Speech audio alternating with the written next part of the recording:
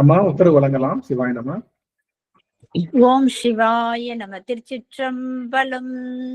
சாயான்பினி நாள்தோறும் தழிப்பவர் தாயே ஆகிய வளர்த்தனை போற்றி. தென்னாடுடைய சிவனே போற்றி. எந்நாட்டவர்க்கும் இறைவா போற்றி. காவாய் கனகத்திரளே போற்றி.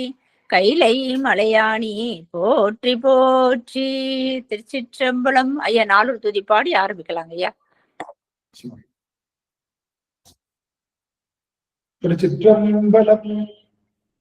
புலியற்கோந்த பொழித்த புகழியற்கோன் கடல் போற்றி.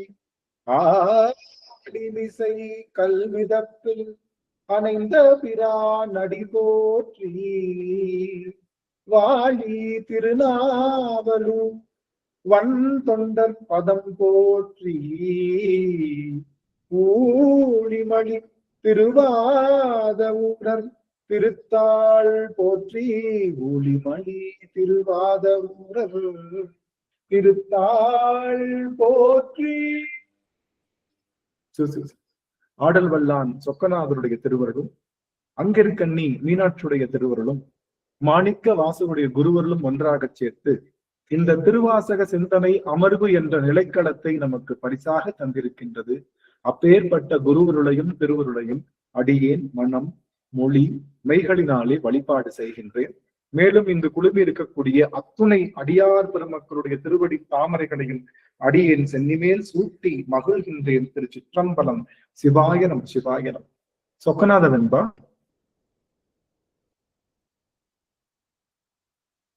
சன்மார்க்கம் செய்யும் தபோதனரோ என்னை நீ நன்மார்க்கம் செய்ய பொருள் நாடுமோ. துன்மார்க்கம் செய்கின்ற முப்புறத்தை தீயாக்கி தென்மதுரை வைகின்ற சொக்கநாதா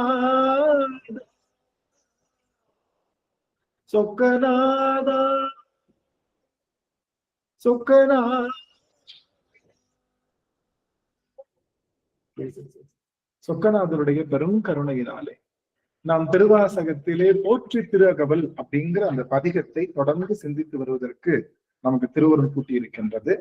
அந்த வகையிலே இன்றைய தினம் நாம் பார்க்க இருக்கக்கூடிய வார்த்தை ஏனோர்க்கு எளிய இறைவா போற்றி. இன்னைக்கு 2 வார்த்தையை பார்க்கலாம்னு நினைக்கிறேன். ஏனோர்க்கு எளிய இறைவா போற்றி, வானோர்க்கு அரிய மருந்தே போற்றி அப்படிங்கிற வரிகளை தான் போன அமர்வுல சிந்திச்சோம். மருந்து என்பது பிறவி பிணிக்கு நோயாக இருக்கின்ற அந்த மருந்து தான். எல்லா பிணிக்கும் எல்லா பிணி நோய்க்கும் வித்தியாசம் என்னன்னா, பிணி என்றால் பிணித்து கொண்டது, அதனாலதான் அதுக்கு பேரு பிணி. அதை விட்டுட்டு நம்மளை விட்டு போகாது. பிணித்தல், எவ்வளவு அழகா தமிழ் பேர் வச்சிருக்காங்க பாருங்களேன். பிணின்னா அப்படி லாக் பண்ணிக்கிறது, அது பேர் பிணினும். என்னை ஏன் இப்படி பிணித்திட்டு இருக்க, அதாவது இதை பிணின்னா பிணின்னு சொல்லுவோம்ல, அது மாதிரி பிடிச்சிட்டு இருக்க லாக்குன்னு சொல்லுவோம்ல, அது பேரு பிணின்னு சொல்லுவோம். அது இந்த நமக்கு எப்பயுமே இருக்கிற நோய்க்கு பேரு பிணின்னு பேரு. காய்ச்சல் தலைவலி எல்லாம் பாத்தீங்கன்னா மருந்து சாப்பிட்டா போயிடும், திரும்ப வராது. ஆனா பசி அப்படிங்கிற பிணி பாத்தீங்கன்னா காலையில 2 இட்லி, ஒரு போண்டா, ஒரு காஃபி எல்லாம் சாப்பிட்டுட்டு மத்தியானம் 11 மணிக்கு ஏதாவது ஒரு மெதுவடை கிடைக்காதான்னு தேடும் பாருங்க மனசு. அப்பதான் சாப்பிட்டு இருக்கோம். இந்த பசிப்பிணி மட்டும் போகாது. என்ன சாப்பிட்டாலும் சரி முழுவதுமா அது முழுவதுமா வாங்கிட்டு திரும்ப பசிச்சுக்கிட்டே இருக்கும். அது மாதிரி இந்த பிறவி பிணியும் பிறவி எடுத்து நீங்குதான்னு பார்த்தா நீங்க மாட்டுது, வந்துகிட்டே இருக்கிறதுனால அதுக்கு பேரு பிறவி பிணின்னு சொல்லுவாங்க. பிணிக்கு மருந்து, நோய்க்கு மருந்து கிடையாது. நோய்க்கு மருந்து அது யாரு? நம்பினோர் கெடுவதில்லை, இது நான் மறை தீர்ப்பு, நல்லவர்க்கும் தீயவர்க்கும் ஆண்டவனே காப்பு, நோய்க்கு மருந்தாமா அப்படின்னு சீர்காழி பாடுவாரு. அவ்வளவு அருமையா இருக்கும் அந்த பாட்டு. கண்ணன் வந்தான் அங்கே கண்ணன் வந்தான், ஏழை கண்ணீரை கண்டதும். அந்த பாட்டுல வரக்கூடிய வார்த்தைகள் எனக்கு அவ்வளவு பிடிக்கும். அந்த நம்ம அதுக்காக கண்ணன்லாம் நம்ம விட்டு கொடுக்கறதுலாம் கிடையாது. எல்லா இறைவனும் ஒண்ணுதான். ஆனா சிவபெருமானுக்கு சமமானவர்கள் இல்லைன்றதை மட்டும் நம்ம வணங்குதலுக்குரியவர்கள், போற்றுதலுக்குரியவர்கள், வழிபாட்டுக்குரியவர்கள் அல்ல. புரியுதுங்களா? வணங்குதலுக்கும் போற்றுதலுக்கும் உரியவர்கள். ஏன்னா அவங்க எல்லாத்தையும் நம்ம வணங்குறோம், அவங்கள போற்றணும், கண்டிப்பா போற்றணும். அவங்க காத்தல் தொழில் செய்யறாங்க, நம்ம அப்பனோட வேலையை எடுத்து செய்யறாங்க, போற்றணும். வழிபாட்டுக்குரியவர்கள், என்னுடைய தந்தையினுடைய இடத்தை அடையிறதுக்கு கண்டிப்பா அவங்களால முடியாது, அது மட்டும். ஆனா அவங்க நமக்கு பிடிக்கும், அதெல்லாம் பட்டு குறை ஒன்றும் இல்லை மறைமூர்த்தி கண்ணா, குறை ஒன்றும் இல்லை கண்ணா, குறை ஒன்றும் இல்லை கோவிந்தா அப்படின்னு அந்த பாடல்லாம் எவ்வளவு உருக்கமா இருக்கும், மனசுல எவ்வளவு பெரிய பக்தி எல்லாம் உருவாக்குச்சு அப்படிங்கிறதுல மாற்று கருத்து இல்லை. ஆனா அது ஒரு காலத்துல இருந்தது. ஆனா இப்போ எதிலும் நமச்சிவாயம், எங்கும் நமச்சிவாயம், மண்ணும் நமச்சிவாயம், மரமும் நமச்சிவாயம், நமச்சிவாய நமசிவாய ஓம் நம சிவாய, நம சிவாய நம சிவாய ஓம் நம சிவாய அப்படின்ற நிலைமைக்கு நாம எல்லாம் மாறி. ஆக இந்த பிறவி பிணிக்கு மருந்து சாப்பிடுற அமுதம். நம்ம அமுதம்னா அது காப்பாத்துறதுன்னு அர்த்தம். அமுதம்னா என்னது? காப்பாத்துறதுன்னு அர்த்தம். அந்த அமுதம்னா உடம்ப காப்பாத்துறதுனால உணவுக்கு பேரு அமுதம்னு பேரு.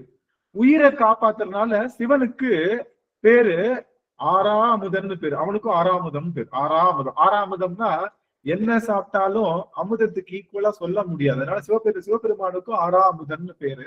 அவன் இந்த உயிர்க்கு அமுது, உடலுக்கு அமுது உணவு, உடலுக்கு அமுது இந்த உணவு அப்படிங்கறதுனால இந்த பெருமான் தான் பிணிக்கு மருந்தாக இருக்கக்கூடிய பெருமான். இப்ப இந்த போற்றி திருவகவல் எதற்காக செய்கின்றோம்? இந்த ஆன்மா உய்யும் பொருட்டு. உயிரா இல்லையா? கொஞ்சம் கொஞ்சமா நம்மளுடைய ஒவ்வொரு போற்றியா நம்ம படிக்க இந்த ஆன்மாவுக்கு ஒரு சின்ன உயிர்வு நிலை கிடைக்குதா இல்லையா? இந்த ஆன்மாவுக்கு பிடித்திருக்கக்கூடிய பிணி என்னன்னா, ஒரே ஒரு பிணி, இருள் என்ற பிணி தான் பிடிச்சிருக்கு. இருள்ன்ற பிணி. இருளை நீக்கணும்னா என்ன பண்ணக்கூடாது? இருளை நீக்கணும்னா வெள்ளை அடிக்கணுமா? இருளை நீக்கணும்னா அது பொங்கல் வைக்கணுமா? இருளை நீக்கணும்னா நமக்கு மாலை போடணுமா? இருளை நீக்கணும்னா கோலம் போடணுமா? இல்ல. இருள் நீக்கணும்னா ஒளி ஏற்ற வேண்டும். அது போலத்தான் இந்த இறைவனுடைய நமக்குள்ள இருக்கக்கூடிய இருளை நீக்கணும்னா ஞான ஒளி எரியாம கோலம் போட்டாலும் சரி, பொங்க வச்சாலும் சரி, நம்ம உட்கார்ந்து மாலை போட்டாலும் சரி, என்ன பண்ணாலும் ஞான ஒளி உள்ள ஏறாம இது எது பண்ணாலும் ஒளி நமக்கு வராது, நமக்கு ஆன்மா உய்வடைய முடியாது. ஆனா இந்த சாமிக்கு செய்யற தொண்டு மூலமா ஞான ஒளி ஏற்றப்படும். சரியா?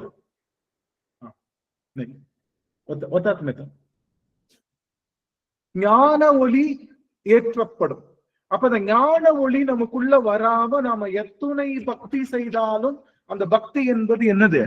இருட்டுல உட்கார்ந்துட்டு வேலை செய்யற மாதிரிதான். அப்போ இந்த ஆன்மா இருளில் நீங்குவதற்கான உபாயம் ஞானம் என்ற ஒளி. இந்த ஒளி என்பது ஒண்ணும் கிடையாது, கவனிங்க. கண்ணுல வர்ற ஒளி கிடையாது, நம்ம பார்க்கிற ஒளி கிடையாது. இது மனத்துல இருக்கக்கூடிய மாற்றம். மனத்துல இருக்கக்கூடிய மாற்றம் தான் ஞான ஒளி. நல்லா தெரிஞ்சுக்கிச்சா? எனக்கு எல்லாரும் இப்போ என்னுடைய ஃபீஸ் கொடுத்துடலாமா? எல்லாரும் எனக்கு தர வேண்டிய அந்த கூலி எல்லாரும் கொடுத்துடலாமா? நல்லதுன்னு நினைக்கிறேன். எல்லாரும் உங்களுடைய வீடியோஸ் எல்லாம் ஆன் பண்ணிட்டு இருக்கீங்கன்னு நினைக்கிறேன். மகிழ்ச்சி. ஆக எத்தனை தவம் எல்லாரும் அப்படி வானத்துல ஜொலிக்கிற நட்சத்திரம் மாதிரி தெரியுறீங்க. எல்லாரும் அவ்வளவு அருமையா தெரியுறீங்க. அடியன் செய்த தவம். எல்லாரும் உங்களுடைய வீடியோஸும் முடிஞ்சா ஆன் பண்ணலாம். அங்க வீடியோ உங்களுடைய முகக்குறிப்பை மட்டும்தான் அடியனுக்கு இங்க அடியனுடைய ஒரு அடியனுக்கு நீங்க தர வரிய நன்கொடை. அடியனுக்கு தெரியுறாங்க, எல்லாரும் தெரியுறாங்க. சுபா அம்மா தெரியுறாங்க, குஹப்பிரியா அம்மா, அப்புறம் அம்மா சிவானிகா பாப்பாவும் அவங்க அம்மாவும் தெரியுறாங்க, புஷ்பா அம்மா, குழந்தைவேல் ஐயா, கலாவதி அம்மா, பிரேமா அம்மா, கலைச்செல்வி அம்மா, தெய்வநாயகி அம்மா, ராஜேஸ்வரி அம்மா, மற்ற அடியார்கள் பேரு சைட்ல கிளிக் பண்ணாதான் தெரியுது. மாரிமுத்து கண்ணன் ஐயா அவர்கள் எல்லாம் தெரியுறாங்க. யார் தெரியாது விட்டுட்டா என்ன படுபாவி விட்டுட்டானே. பழனியப்பன் ஐயா தெரியுறாங்க, மரகதம் அம்மா தெரியுறாங்க, நமச்சிவா ராஜேஸ்வரி அம்மா எல்லாரும் தெரியுறாங்க. யார் பேரையா விட்டா என்ன மன்னிச்சுக்கணும். நாங்க எல்லாரும் நல்லா தெரியுறீங்க. அது மட்டும் எனக்கு ரொம்ப மகிழ்ச்சி, ரொம்ப மகிழ்ச்சி. அடியனுக்கு வார்த்தைகளே இல்லை. இந்த ஒரு பீஸ் போதும் இன்னைக்கு. இந்த அடியனுக்கு ரொம்ப மகிழ்ச்சி. சரி, உள்ள போயிடலாம். அப்போ நல்லா கவனிச்சுக்கோங்க. ஒரு விஷயம் நான் உங்ககிட்ட சொல்லணுன்றக்காக தான் உங்களை எல்லாத்தையும் கவனிக்க சொன்னேன். நல்லா கவனிச்சுக்கோங்க. சிவபூசையில அதாவது மனமாற்றம் ஏற்படலைன்னா அந்த சிவபூசை பயன் இல்லை. மனம் அங்க மாறவே இல்லை, என் மனசு மாறவே இல்லை, அந்த மனமாற்றம் இல்லைன்னா நாம செய்யற சிவபூசை எந்த வகையிலும் பயன் தராது. நான் சிவனுக்கு 108 மந்திரம் சொல்லிட்டு வெளியே வந்து நான் திரும்ப வழக்கம் போல என்ன மாதிரி நான் நடந்துகிட்டேன், வழக்கம் போல நான் 10 வருஷத்துக்கு முன்னாடி எப்படி நடந்துகிட்டேனோ, எந்த முதிர்ச்சி இல்லாம, ஒரு அன்பு இல்லாம, கோபத்தோட, மத்தவங்கள புரிஞ்சுக்காம, வசை சொல் பாடி, ஆணவத்துல நின்று நான் தான் உயர்ந்தவன் நினைக்கிற நினைப்பு மட்டும் நமக்குள்ள என்ன செஞ்சாலும் போக மாட்டேதுன்னா சிவபூசையில கோளாறுன்னு அர்த்தம். எந்த மருந்து சாப்பிட்டாலும் ஒர்க் ஆக முடியும் என்ன அர்த்தம்? மருந்துல கோளாறுன்னு தான் அர்த்தம். அதனால நாம சிவபூசையில நமக்கு மாற வேண்டியது மனம்தான். நம்ம மனம் மாறுறதுக்கு பேரு மனம் மாறுறது. மனத்தை மாறுன்னு சொன்னா மாறாது. கவனிங்களேன், மனத்தை மாறுன்னு சொன்னா மாறாது. முதல்ல குழந்தைங்களை கூட்டிட்டு போய் ஸ்கூல்ல போய் உட்கார வைக்கணும். இல்ல, குழந்தைங்களை கூட்டிட்டு ஸ்கூல்ல உட்கார வச்சு டீச்சர் சொல்றதை கவனிக்க வைக்கணும். அதை என்ன சொல்லலாம்? டைரக்டா சொல்றதுக்கு பதிலா என்ன சொல்லலாம்? நீங்க வந்து யூனிஃபார்ம் போட்டு, காலத்துல ஐடி கார்டு போட்டு, ஷூ சாக்ஸ் எல்லாம் போட்டு, இந்த சீருடை இல்ல கரெக்ட் டைத்துக்கு பங்க்சுவலா வரணும் அப்படின்னு சொல்றோமா இல்லையா? அம்மாவா இல்லையா? அப்படி சொன்னதுக்கு அப்புறம் பிள்ளைங்க வருவாங்க. உட்காரு, வாயை கொத்து, கையில வரல அப்படி சொன்னாதான் அந்த பிள்ளை, ஏன்னா சின்ன துருத்துருன்னு விளையாடுற பிள்ளை, அதை திடீர்னு போய் ஒரு கூட்டுக்குள்ள அடைக்கிறப்போ அதனால உட்கார முடியாது. அப்ப போய் அப்படி சொல்லி அதை என்ன பண்ணுவோம்? கொஞ்சம் கொஞ்சமா அதை செட்டில் பண்ணி கடைசியில காலேஜுக்கு போறப்ப என்ன பண்ணிக்கலாம்? காலேஜுக்கு போறப்ப யூனிஃபார்ம் கிடையாது, ஐடி கார்டு கிடையாது, கையில நோட்டு கூட எடுத்து வர மாட்டேங்கிறாங்க. காலேஜ்ல வர பசங்க நோட்டு, ஒரு பேப்பர் எடுத்து வரோம், ஒரு பேனா எடுத்து வரான். எடுத்துட்டு வந்து காலேஜ்ல உட்காந்துட்டு அவனுக்கு பிடிச்சா கவனிக்கிறான், பிடிக்கலன்னா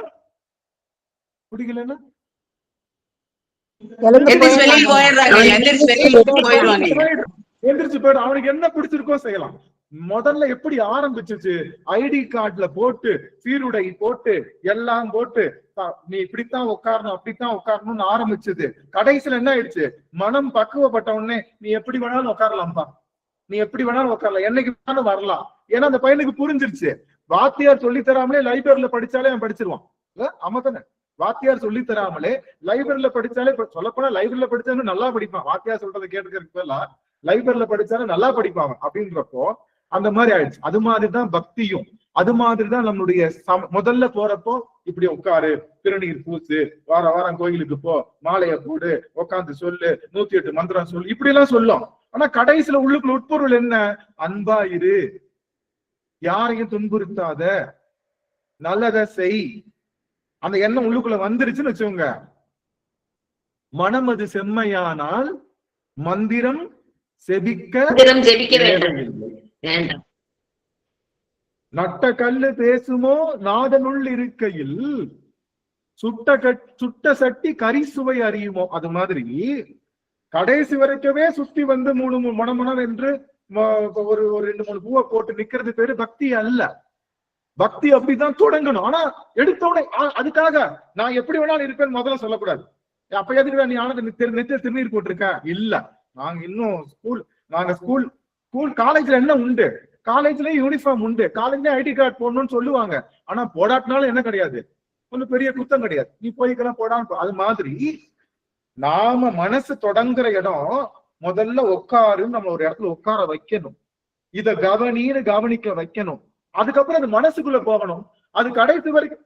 இப்போ இந்த பிள்ளைக்கு வயசு 35 ஆச்சு, ஸ்கூலுக்கு போறேன் அம்மா அப்படின்னு சொல்லி டாட்டா காமிச்சுட்டு டிஃபன் பாக்ஸ் எடுத்து பேக்ல வச்சுட்டு, உச்சி குடுமி தலையில போட்டுக்கிட்டு, ஒரு பேக்ல ஒரு ட்ரௌசரும் ஒரு சட்டையும் போட்டுக்கிட்டு, நல்லா பவுடர் அடிச்சு சைட்ல 2 பக்கமும் இது தரேன்னா அந்த திருஷ்டி போட்டெல்லாம் வச்சுக்கிட்டு, கை விரல் சூம்பிக்கிட்டு, அது திரும்பவும் போய் 35 வயசுலயும் போய் அதே 1ஆம் கிளாஸ்ல போய் உட்காந்துச்சுன்னு வச்சுக்கோங்க. அந்த டீச்சருக்கு எப்படி இருக்கும்? எப்படி இருக்கும்? இது திருந்தாது அப்படிங்கிற மாதிரி. ஆனா அதே புள்ள 1 வயசுல போய் உட்கார்ந்தப்ப டீச்சருக்கு எப்படி இருக்கும்? அதே புள்ள உச்சி குடுமி போட்டு கழுத்துல 2 பக்கம் வச்சு அழகா அங்க போய் உட்காரப்ப ஆஹா குழந்தை எவ்வளவு அழகா இருக்கு. அது மாதிரி நாம கடைசி வரைக்கவே சாஸ்திர சம்பிரதாய சடங்குகளுக்குள்ள உட்கார்ந்து நின்ற கூடாது. ஆனா அதுலதான் தொடர்ந்து முடியும். நல்லா கவனிங்க.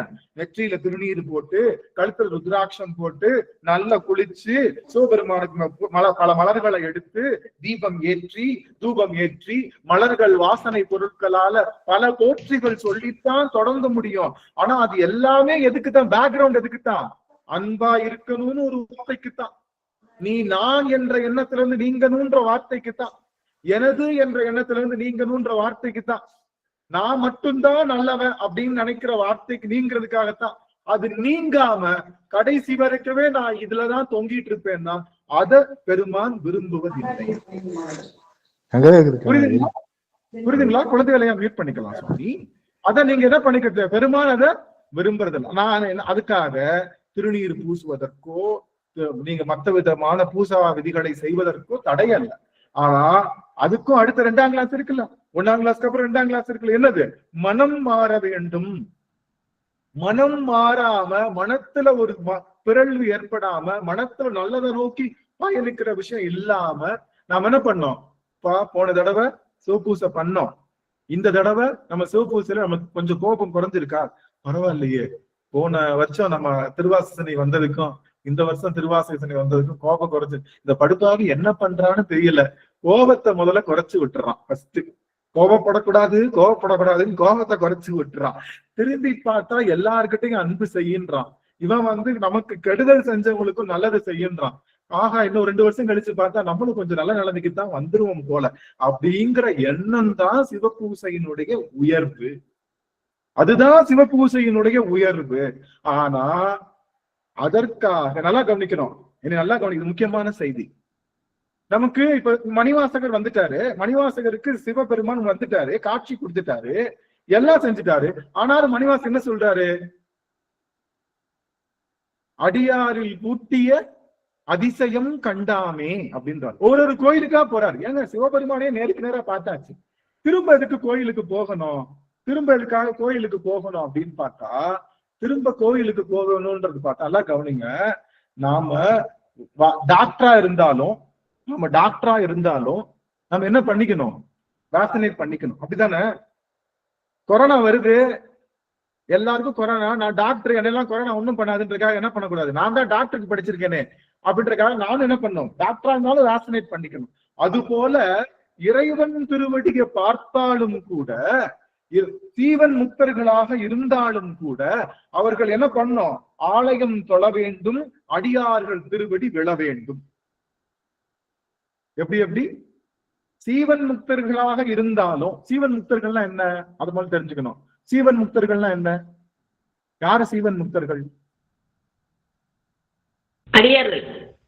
ஐயா, சிவனை மட்டுமே நினைச்சின்னு தியானம் பண்றவங்க, நிட்டையில இருக்கிறவங்க, அவங்க அருகாமையிலேயே இருக்கிறவங்க, இதெல்லாம் நல்லா கவனிங்க.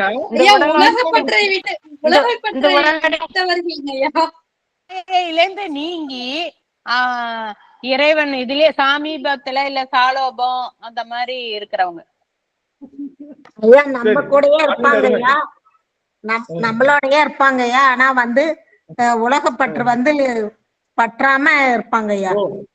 உலகப்பற்றை விட்டவர்கள் தான் சீவன் முக்தர்களா?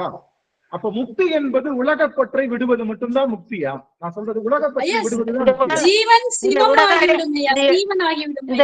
எல்லாத்தையும் அன்பா இருக்கிறவங்க தான் ஜீவன் முக்தர்கள் ஐயா. இந்த உடலடியே சரி, முடிச்சிடலாம். நான் கன்க்ளூஷனுக்கு வந்துடுறேன். சும்மா கேள்வி கேட்கறது எதுக்காகன்னா, உங்களுக்கு கொஞ்ச நேரம் திங்க் பண்ண கொடுக்கணும்ல. இல்ல வாயில மென்னு முடிச்சு முழுங்கினதுக்கு அப்புறம் தான் அம்மா என்ன பண்ணணும்? 2வது வாயில சோற ஊட்டணும்.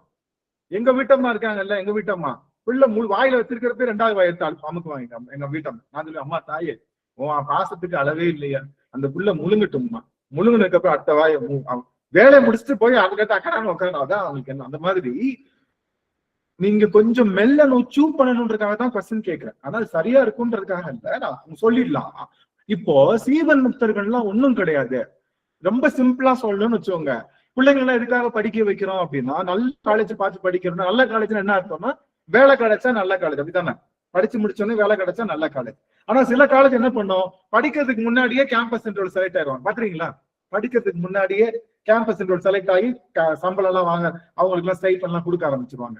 அது மாதிரி எல்லா சமயமும் உடல் கடந்ததுக்கு அப்புறம் சிவபெருமானோடு ஒன்றுறாங்கல்ல, உடல் கடந்ததுக்கு அப்புறம் சிவபெருமானோடு ஒன்றுறாங்கல்ல, அதுதான் முக்தி. இறைவனோட கலக்கிறது பேர் தான் முக்தி.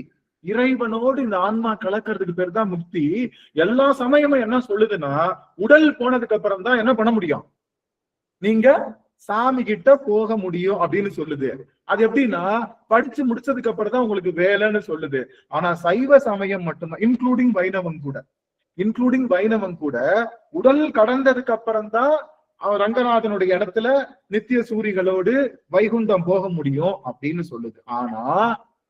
ஆனா சைவம் மட்டும்தான் கேம்பஸ் இன்டர்வியூல படிச்சுக்கிட்டே இருக்கிறப்பவே உங்களுக்கு வேலை, படிச்சுக்கிட்டே இருக்கிறப்ப உங்களுக்கு ஸ்டைஃபன் அப்படின்னு சொல்ற ஒரே ஒரு கேம்பஸ், உலகத்திலேயே இருக்கக்கூடிய ஒரே ஒரு கேம்பஸ் எது அப்படின்னா சைவம் என்ற கேம்பஸ். இங்க மட்டும்தான் நீங்க படிச்சுக்கிட்டே இருக்கிறப்ப உங்களுக்கு வேலை கிடைச்சிடும். அதாவது நீங்க உடலோட இருக்கும் போதே சிவபெருமான்கிட்ட சேர்ந்துருவீங்க.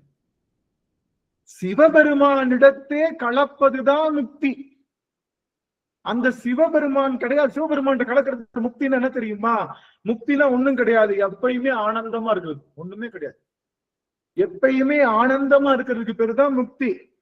அப்போ சிவபெருமானோடு கலந்து, சிவபெருமான்ல இறைவன் வச்சுக்கோங்க, இறைவனோடு கலந்து இருக்கிற பேர் முக்தி. எல்லா சமயம் என்ன சொல்லுது, எல்லா சமயமும் விட்டுட்டு அப்புறம் தான் முடியும்னு சொல்லும். நீ செத்ததுக்கு அப்புறம் தான் உனக்கு என்னது கிடைக்கும், நீ செத்ததுக்கு அப்புறம் தான் உனக்கு முக்தி அப்படின்னு சொல்லுது. ஆனா சைவம் மட்டும் என்ன சொல்லுது, முக்தி கிடைக்கும்ன்றாங்க. அப்படி போடுங்க, உடம்போடு இருக்கும்போதே நீ சிவத்தோடு கலக்கலாம், அது பேர் தான் முக்தி. அப்படி உடம்போடே சிவத்தை கலந்தவர்கள் தான் சீவன் முக்தர்கள். உடம்போடையே கலந்தவங்க தான் சீவன் முக்தர்கள். இந்த சீவன் முக்தர்கள் கூட என்ன பண்ணோம், அவங்க சிவனோட தானே கலந்துருக்காங்க, எப்பயுமே ஆனந்தத்துல தான் இருக்காங்க. அந்த சீவன் முக்தர்கள் கூட அடியார் திருவடி வணங்கணும், சிவபெருமான வழிபாடு செய்யணும், திருக்கோயிலுக்கு போகணும்னா நாமெல்லாம் ஏமாத்துறோம். அதனால ஆனந்த் சொல்லிட்டான் இனிமே கோயிலுக்கு போக திருநீர் பூச, அப்படி கிடையாது. ஆனா இதுலயே தொங்க கூடாது. இந்த திருவேடத்துல தொங்க வேண்டிய மனசு மாற்றம் ஏற்படுறதுல கொஞ்சம் கான்சென்ட்ரேட் பண்ணுங்க. அதுதான் நம்ம சமயம் அடுத்த பயணத்தை நோக்கி செல்கின்றது அப்படிங்கிறது தான். இன்னொரு முக்கியமான விஷயம், ஒரு சமயம் அருவத்தை பத்தி பேசுது, சாமிக்கு உருவமே இல்லடான்னு. ஒரு சமயம் உருவம் மட்டும்தான் இருக்குன்னு சொல்லுது. ஸ்டார்டிங்ல உருவம் தான், ஆனா சைவ சமயத்துல மட்டும்தான் உருவம், அருவுருவம், அருவம்னு 3 ஸ்டேஜ். நல்லா கவனிங்க. ஒரு சமயம் 10ஆம் கிளாஸ் மட்டும்தான் வச்சிருக்கு, அந்த ஸ்கூல்ல 10ஆம் கிளாஸ் மட்டும்தான்.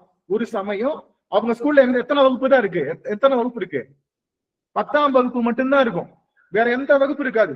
போன உடனே உங்க பிள்ளை எங்கதான் ஜாயின் பண்ண வைக்கணும், உங்க பிள்ளை 1 வயசா இருந்தாலும் 10ஆம் கிளாஸ் தான் ஜாயின் பண்ணணும், 15 வயசுனாலும் 10ஆம் கிளாஸ்ல தான் ஜாயின் பண்ணி விடணும். அந்த பிள்ளை படிக்குமா? 1 வயசு பிள்ளைய 10ஆம் கிளாஸ் சிலபஸ் படிக்க முடியுமாங்க? முடியுமா? முடியாது.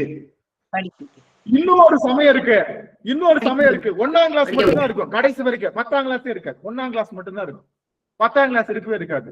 அப்படிப்பட்ட ஒரு சமயம் இருக்கு. நம்ம சமயம் தான், உனக்கு 1ஆம் கிளாஸ், உனக்கு ப்ரீகேஜ் வேணுமா போய்க்க, வெறும் கிண்டர் கார்டன், வெறும் பிளே ஸ்கூல் வேணுமா போய்க்க, பிஹெச்டி வேணுமா போய்க்க.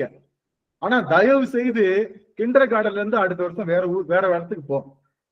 அதுக்கடுத்து கொஞ்சம் மாறி கடைசியில பிஹெச்டிக்கு போன்னு சொல்லக்கூடிய ஒரே சமயம்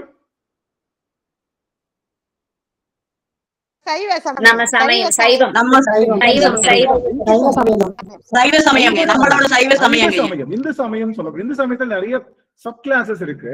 சைவ சமயம் நம்மளுடைய சிவனை முதற் பொருளாக கொண்ட சைவ சமயம். இங்க மட்டும்தான் நம்ம எல்லாரும் கிளாப் பண்ணிக்கலாமா? கரெக்டான ஸ்கூலுக்கு தான் வந்திருக்கோம், கிளாப் பண்ணிக்குவோம். நாம கரெக்டான ஸ்கூலுக்கு தான் வந்திருக்கோம். அதுலயும்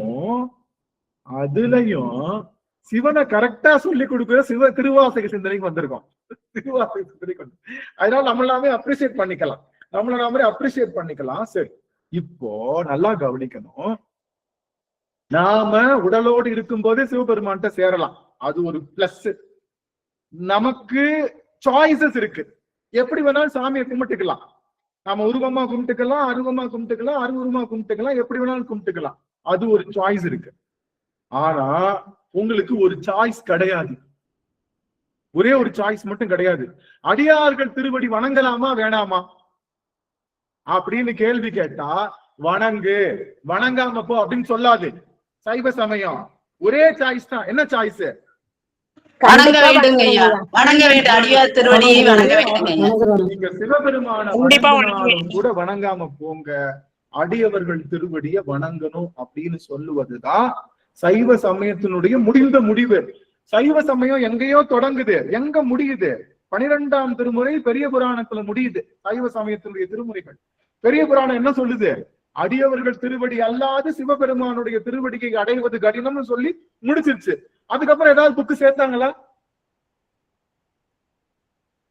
எதுவுமே சேர்க்கலைங்கய்யா. அப்ப என்ன அர்த்தம்? அதுக்கு மேல எந்த ஒரு உபாயமும் இல்லை. அதுக்கு மேல எந்த உபாயமும் இல்லை, இறைவனுடைய திருவடிய. இப்ப அதனால நல்லா கவனிங்க, வானோர்க்கு அரிய மருந்தே போற்றினா வானவர்கள் எல்லாரும் சிவபெருமான வணங்குவாங்க, தெரியும்ல? மந்திரமாவது நீரு, வானவர் மேலது நீரு.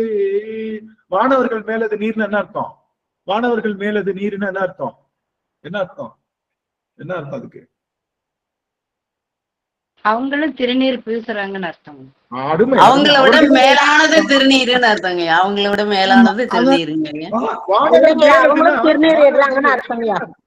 அவங்களும் திருநீர் இடுறாங்கன்னு அர்த்தங்கய்யா.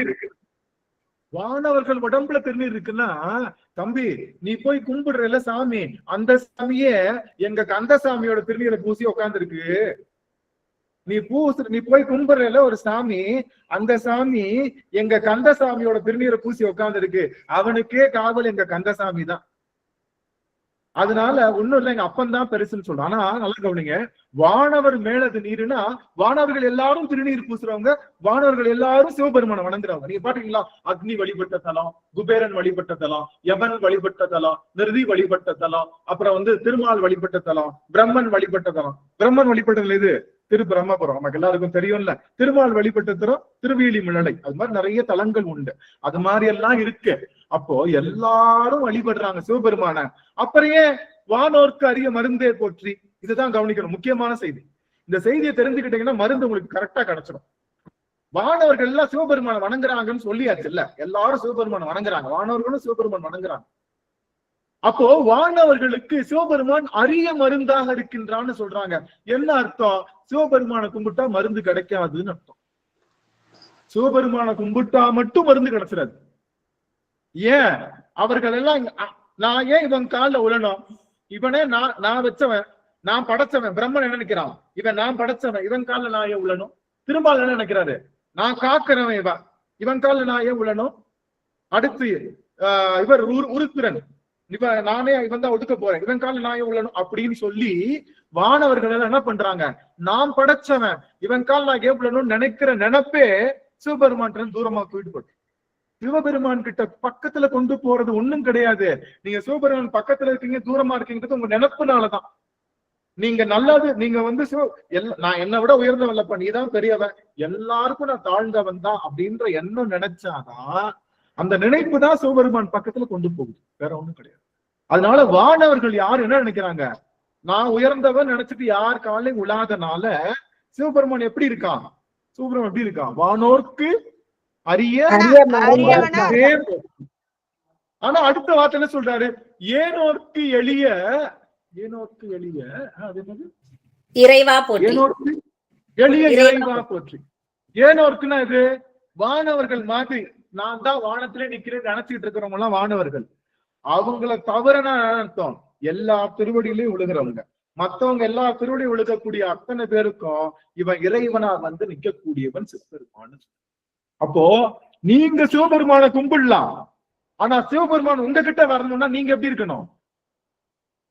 உங்ககிட்ட பணிவும் அடியார வணங்குறவங்களா இருக்கணும். நான் எனது என்ற இது இருக்கக்கூடாதுங்க ஐயா. நான் எனது அப்படிங்கிற ஒரு இது இருக்கக்கூடாதுங்க ஐயா. அருமை அருமை. நான் எனது என்ற எண்ணம் இல்லைன்றதை எப்படி புரிஞ்சுக்கலாம்? உங்ககிட்ட நான் இல்லைங்க, எனக்கு நான் எனது என்ற எண்ணமே இல்லைங்க அப்படின்றத எப்படி புரிஞ்சுக்கலாம்? எந்த அடியவரை பார்த்தாலும் அவங்க காலடியில விழுந்துருங்க. என்னாலதான் எல்லாத்துக்கிட்ட பணிவா இருக்கிறதுங்க ஐயா, எல்லாத்துக்கிட்ட பணிவா இருக்கிறது, அன்பா இருக்கிறதுங்க ஐயா. பணிவா இருக்கிறது தானா? பணிவா இருக்கிறது தானா? ஐயா நான் செய்கிறேன் அன்பா இருக்கணுங்க. ஒரு நிமிஷம் ஐயா என்னாலதான் எல்லாம் நடக்குது. எல்லாரும் மியூட் பண்ணிக்கலாம். ரைட், கருத்துக்கள் அருமையா சொன்னீங்க, எல்லாருக்கும் வாழ்த்துக்கள். எதிர்த்தாப்படி பிளாஸ்டிக் இருக்கு, இரும்பு இருக்கு. இந்த பிளாஸ்டிக்கா இரும்பா ரெண்டும் பாக்குறதுக்கு ஒரே மாதிரி இருக்கு, ரெண்டுமே கருப்பு கலர்ல இருக்கு, பாக்குறதுக்கு ஒரே மாதிரி இருக்கு. என்னால ஐடென்டிஃபை பண்ண முடியல. தொட்டு பார்த்தாலும் ஒரே மாதிரி தான் இருக்கு. நான் என்ன பண்ணலாம்? எப்படி கண்டுபிடிக்கலாம்?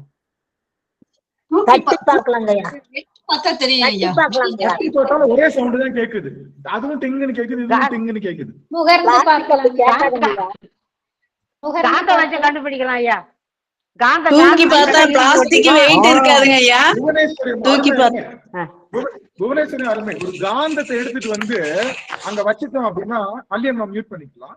ஒரு காந்தத்தை வச்சு நம்ம என்ன பண்ணலாம்? வச்சுட்டோம்னா எது சரன்னு இழுத்துட்டு ஒட்டிக்குதோ அதெல்லாம் இரும்பு தூள், எதெல்லாம் ஒட்டிக்கலையோ அது மாதிரி காந்த தூள். அது போல அடியவர்கள் வந்து நின்னா திருவடி எதெல்லாம் உழுகுறாங்களோ அவங்க எல்லாம் யாரு? அவங்க எல்லாம் ஏனோருக்கு எளியவர்கள். நான் நிமிர்ந்து நிக்கிறவங்க அவங்க எல்லாம் வானவர்கள். இப்ப புரிஞ்சுக்கிச்சா? நாம ஏனோருக்கு எளியவர்களா இல்ல வானவர்களா அப்படின்னு பாக்கணும்னா ஒண்ணும் கிடையாது.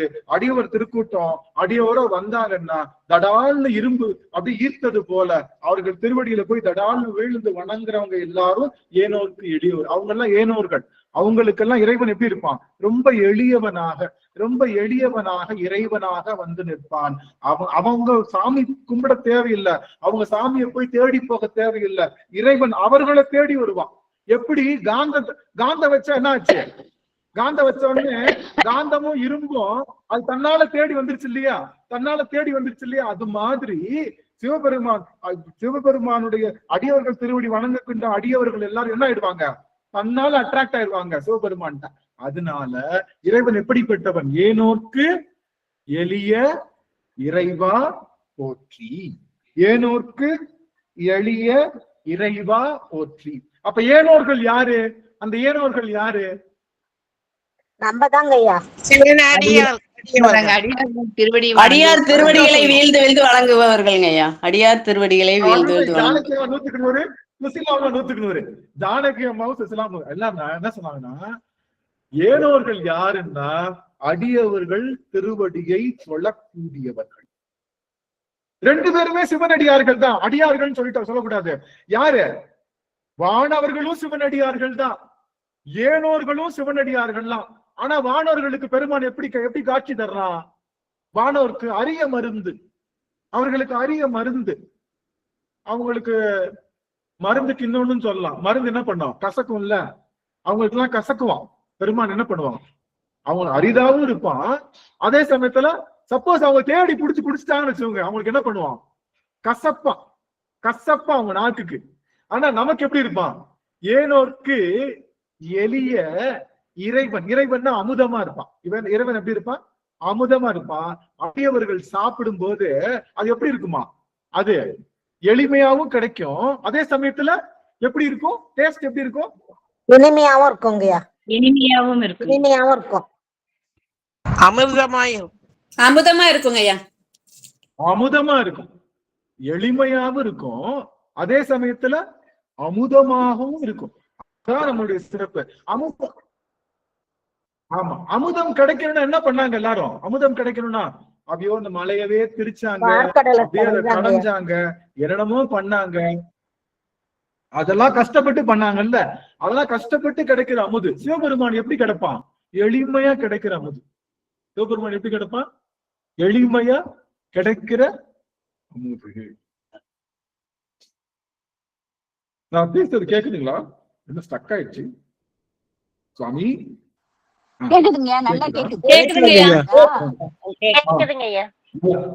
நல்லா கவனிங்க.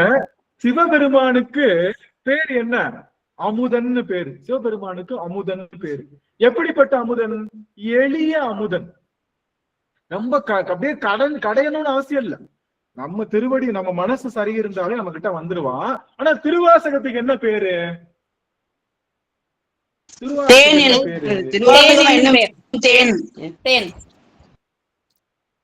நீங்க தெரிஞ்சது நான் என்னைக்காவது நீங்க சொல்லி ஆமான்னு ஒத்துருக்கேனா? ஜலியா ஜலியா சம்பர் சாமி, திருவாசகத்துக்கு தேன்னு ஒரு பேர் இருக்கு. இது எல்லாருக்கும் தெரிஞ்சது. அப்படி பேர் வச்சிருக்காரா? யார் வச்ச அந்த பேரை? மணிவாசகர் சொன்னாரா? மணிவாசகர் திருவாசக தேன்னு சொன்னாரா? நாம தான் சொன்னோம். திருவாசகம் என்னும் தேன்னு சொல்றோம்ல.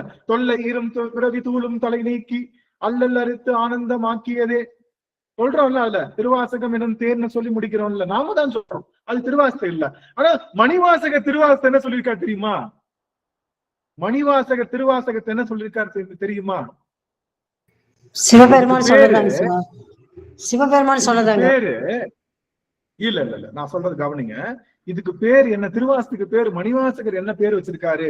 திருவாசகம்ன்ற பேரு திருவாசகம் இருக்கா? திருவாசகம்ன்ற வார்த்தை திருவாசகம் இருக்கவே இருக்காது. மாணிக்க வாசகன்ற வார்த்தை திருவாசகம் இருக்கவே இருக்காது.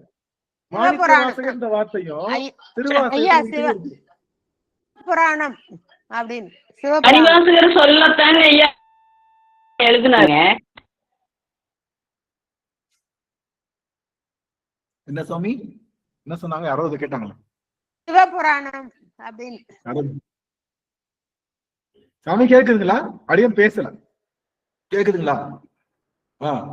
ஏதோ நெட்வொர்க் விட்டு விட்டு வருது போல. ஓரளவுக்கு கரெக்டா கேக்குதா? இல்ல விட்டு சொத்த இடையில கேட்க மாட்டேங்குதா? கேக்குதுல்ல? விட்டு விட்டு கேக்குதுங்க ஐயா. நல்லா கேக்குதுங்கய்யா, ஒன்னும் பிரச்சனை இல்ல, நல்லா கேக்குது. சரி சரி, ஒண்ணும் இல்ல. இப்போ திருவாசகத்துக்கு தேன்னு நம்ம தான் பேர் வச்சிருக்கோம். மாணிக்க வாசகர் பேர் என்னன்னு நமக்கு இன்னைக்கு வரைக்கும் தெரியாது. உள்ளுக்குள்ள மாணிக்க வாசகர் வார்த்தையே கிடையாது. திருவிளையாடல் புராணத்துலதான் சொல்றாங்க மாணிக்க வாசகர்னு பேரும் சிவபெருமான் கொடுத்ததா. ஆனா திருவாசகம் அப்படிங்கிற அவர் கையில எழுதின புத்தகத்துல ஒரு இடத்துல கூட மாணிக்க வாசகன்ற பேரும் கிடையாது, திருவாசகம்ன்ற பேரும் கிடையாது. திருவாசகத்தை தேனுன்னு சொல்ல சிவபெருமான தேன சொல்லியிருக்காரு. சிவபெருமான தேன்னு சொல்லியிருக்காரு. திருவாசகம் அவர் வச்ச பேர் என்ன தெரியுமா? நான் சாமிக்கு சிவபெருமானுக்கு ஒரு பேர் சொன்னேன், அமுதன் பேர் சொன்னேன்ல. அமுதன் சொன்னேன்னா என்ன அமுதன்? எளிய அமுதன். அவன் யாரு? எளிய அமுதன், கஷ்டமான அமுதன் அல்ல. சிவபெருமான் யாரு? கஷ்டமான அமுதன் அல்ல, எளிய அமுதன். அது போல திருவாசகத்துக்கும் ஒரு பேர் இருக்கு. அந்த பேர் என்னன்னா, திருவாசகத்துக்குரிய பேரு பரா அமுது அப்படின்னு ஒரு பேர். திருவாசகம் என்ன பேரு? பரா அமுதுங்க. பரா அமுது அப்படின்னு என்ன சொன்னா, அமுது அப்படின்னா இப்போ ஒரு பொருள் இருக்கு. இப்போ தண்ணீர் வண்டி, தண்ணீர் அப்படின்னா அது அங்கதான் இருக்கும், நாம தான் போய் எடுக்கணும். ஆனா தண்ணி வண்டினா என்ன பண்ணோம்? தண்ணி வண்டினா என்ன அர்த்தம்? நம்ம வீட்டுக்கிட்டயே நம்ம தேடி வருங்க. நம்ம தேடி. பராமுது. பராமுதுனா மொபைல்னு அர்த்தம். மொபைல் மூவ் ஆகுறன்னு அர்த்தம். இந்த பராமுதுன்னா மூவ் ஆகுற அமுது. சிவனுக்கு என்ன பேரு? சிவனுக்கு என்ன பேரு? அமுதன்கையா.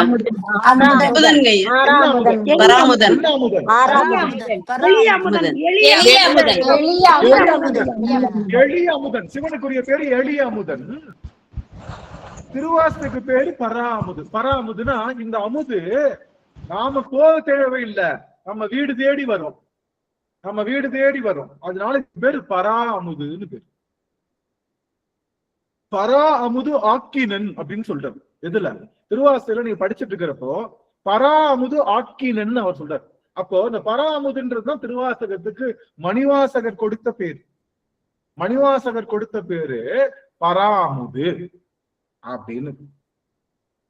இன்னொரு பேர் இருக்கு, அது அடுத்த வாரம் நான் சொல்றேன், ஞாபகப்படுத்துங்க. யாராவது அடுத்த திருவாசகத்துக்கு இன்னொரு பேர் இருக்கு, அது இன்னொரு சிதாமா போட்டு உடைச்சிட்டாங்க. சிதாமா போட்டு வச்சுட்டாங்க. குலைத்த சொல்மாலைன்னு பேர். திருவாசகத்துக்கு 2 பேர் கொடுத்து வழங்கி இருக்காரு நம்ம சுவாமி. யாரு? மணிவாசகர். பராமுது, இன்னொன்னு குலைத்த சொல்மாலை. எதை குழைச்சு வச்சிருக்காரு?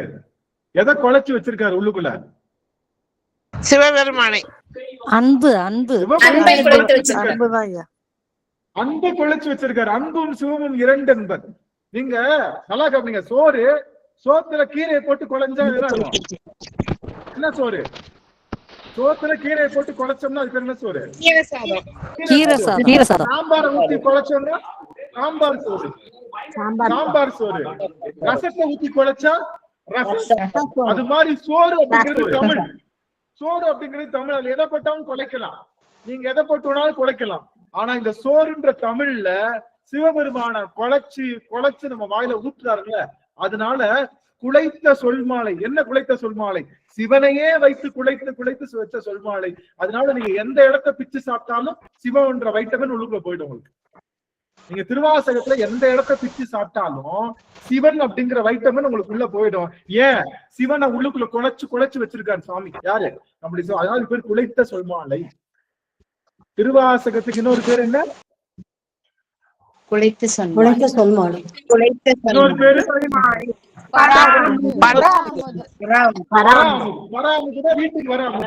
வீட்டுக்கு வர்ற அமுது அப்படிங்கிறது. ரெண்டு விஷயம் நம்ம புரிஞ்சுக்கிட்டோம். திருவாசகத்துக்கு ரெண்டு பேர். இனிமே யாராவது எங்க போறீங்கன்னா நாங்க முற்றோதல் குழைத்த சொல்மாலை முற்றோதல் செய்ய போகிறோம்னு சொல்லலாம். ஏன்னா மணிவாசகரே கொடுத்த பேர் அது. மணிவாசகரே கொடுத்த பேர் அது திருவாசகத்துக்கு. நாம தான் திருவாசகம் சொல்றோம். ஒரு இடத்துல கூட அவர் திருவாசகம் சொல்லவே இல்லை. திருவாசகன்ற வார்த்தை ஒரு இடத்துல கூட சொல்லல. குழைத்த சொல்மாலை பராமுது. எங்க போறீங்க? பராமுது முற்றோதலுக்கு போறோம். எங்க போறோம்? குழைத்த சொல்மாலை முற்றோதலுக்கு போறோம் அப்படின்னு சொல்லி பாருங்க. ஒன்னும் பிரச்சனை. சொல்லி பாருங்க. அது அந்த வார்த்தைக்குரிய அழகு திருவாசகத்துல. நல்லா கவனிங்கள. நீங்க திருவாசகம்னு சொல்லும் போதே உருக்கம் ஏற்படுது. ஆனா குழைத்த சொல்மாலை சொல்லும் போது ஆகா எங்க அப்பா அந்த தமிழ்ல சிவபெருமான குழைச்சு வச்சிருக்கானே, அந்த சொல் மாலையை நம்ம போய் பாக்கணுமேன்ற ஒரு எண்ணம் வருதா வரலையா? மனசுல வருதா? பராமுதுன்றாங்க.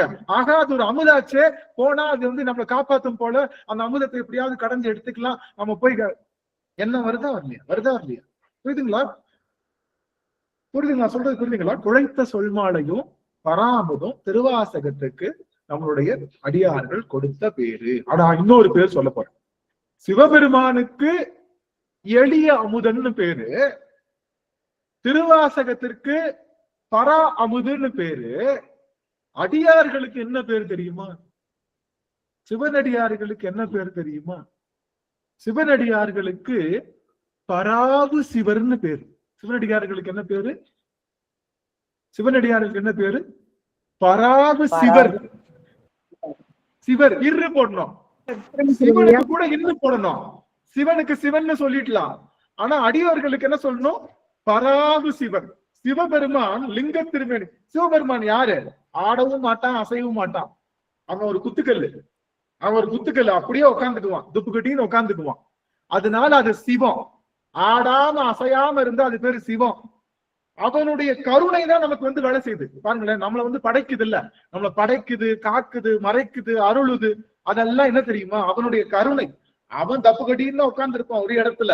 அவனுடைய கருணை தான் எல்லா வேலையும் பாக்குது. புரியுதுங்களா? அவன் ஒரு இடத்துலதான் உட்கார்ந்து இருப்பான். அவன் கருணை தான் வேலைப்படியா உட்காரும். நல்லா கவனிங்க. அந்த சிவமே நடந்து வந்தா எப்படி இருக்கும்னா அதுதான் பராகுனா மூவ் ஆகுதுன்னு அர்த்தம். Mobile library. பராபு லைப்ரரி என்ன அர்த்தம்? நூலகம்னா ஒரு இடத்துல இருக்குன்னு அர்த்தம். பராபு நூலகம்னா நம்ம வீட்டுக்கே வர நூலகம்னு அர்த்தம். அந்த லைப்ரரியே நம்ம வீட்டுக்கு வருதுன்னு அர்த்தம். புரியுதுங்களா? பள்ளிக்கூடம். நடமாடும். Very good. நடமாடும் நூலகம். அது போல பராகு சிவம்னா நடமாடும் சிவம்னு அர்த்தம். அதனால அடியார்களுக்கு பராகு சிவர்னு பேரு. இது யார் வச்சாங்கன்னா திருமூலர் வச்சிருக்க. திருமூலர் திருமந்திரத்துல பராகு சிவர்ன்றார். யார? சிவனடியார்களை பராகு சிவர்ன்றார். மணிவாசகர் திருவாசகத்தை பராமுதுன்றார். சிவபெருமான் யாருன்னா எளிய மருந்து, எளிய அமுதன்னு பேரு. அப்போ 3 விஷயம் புரிஞ்சுக்கிட்டோம்.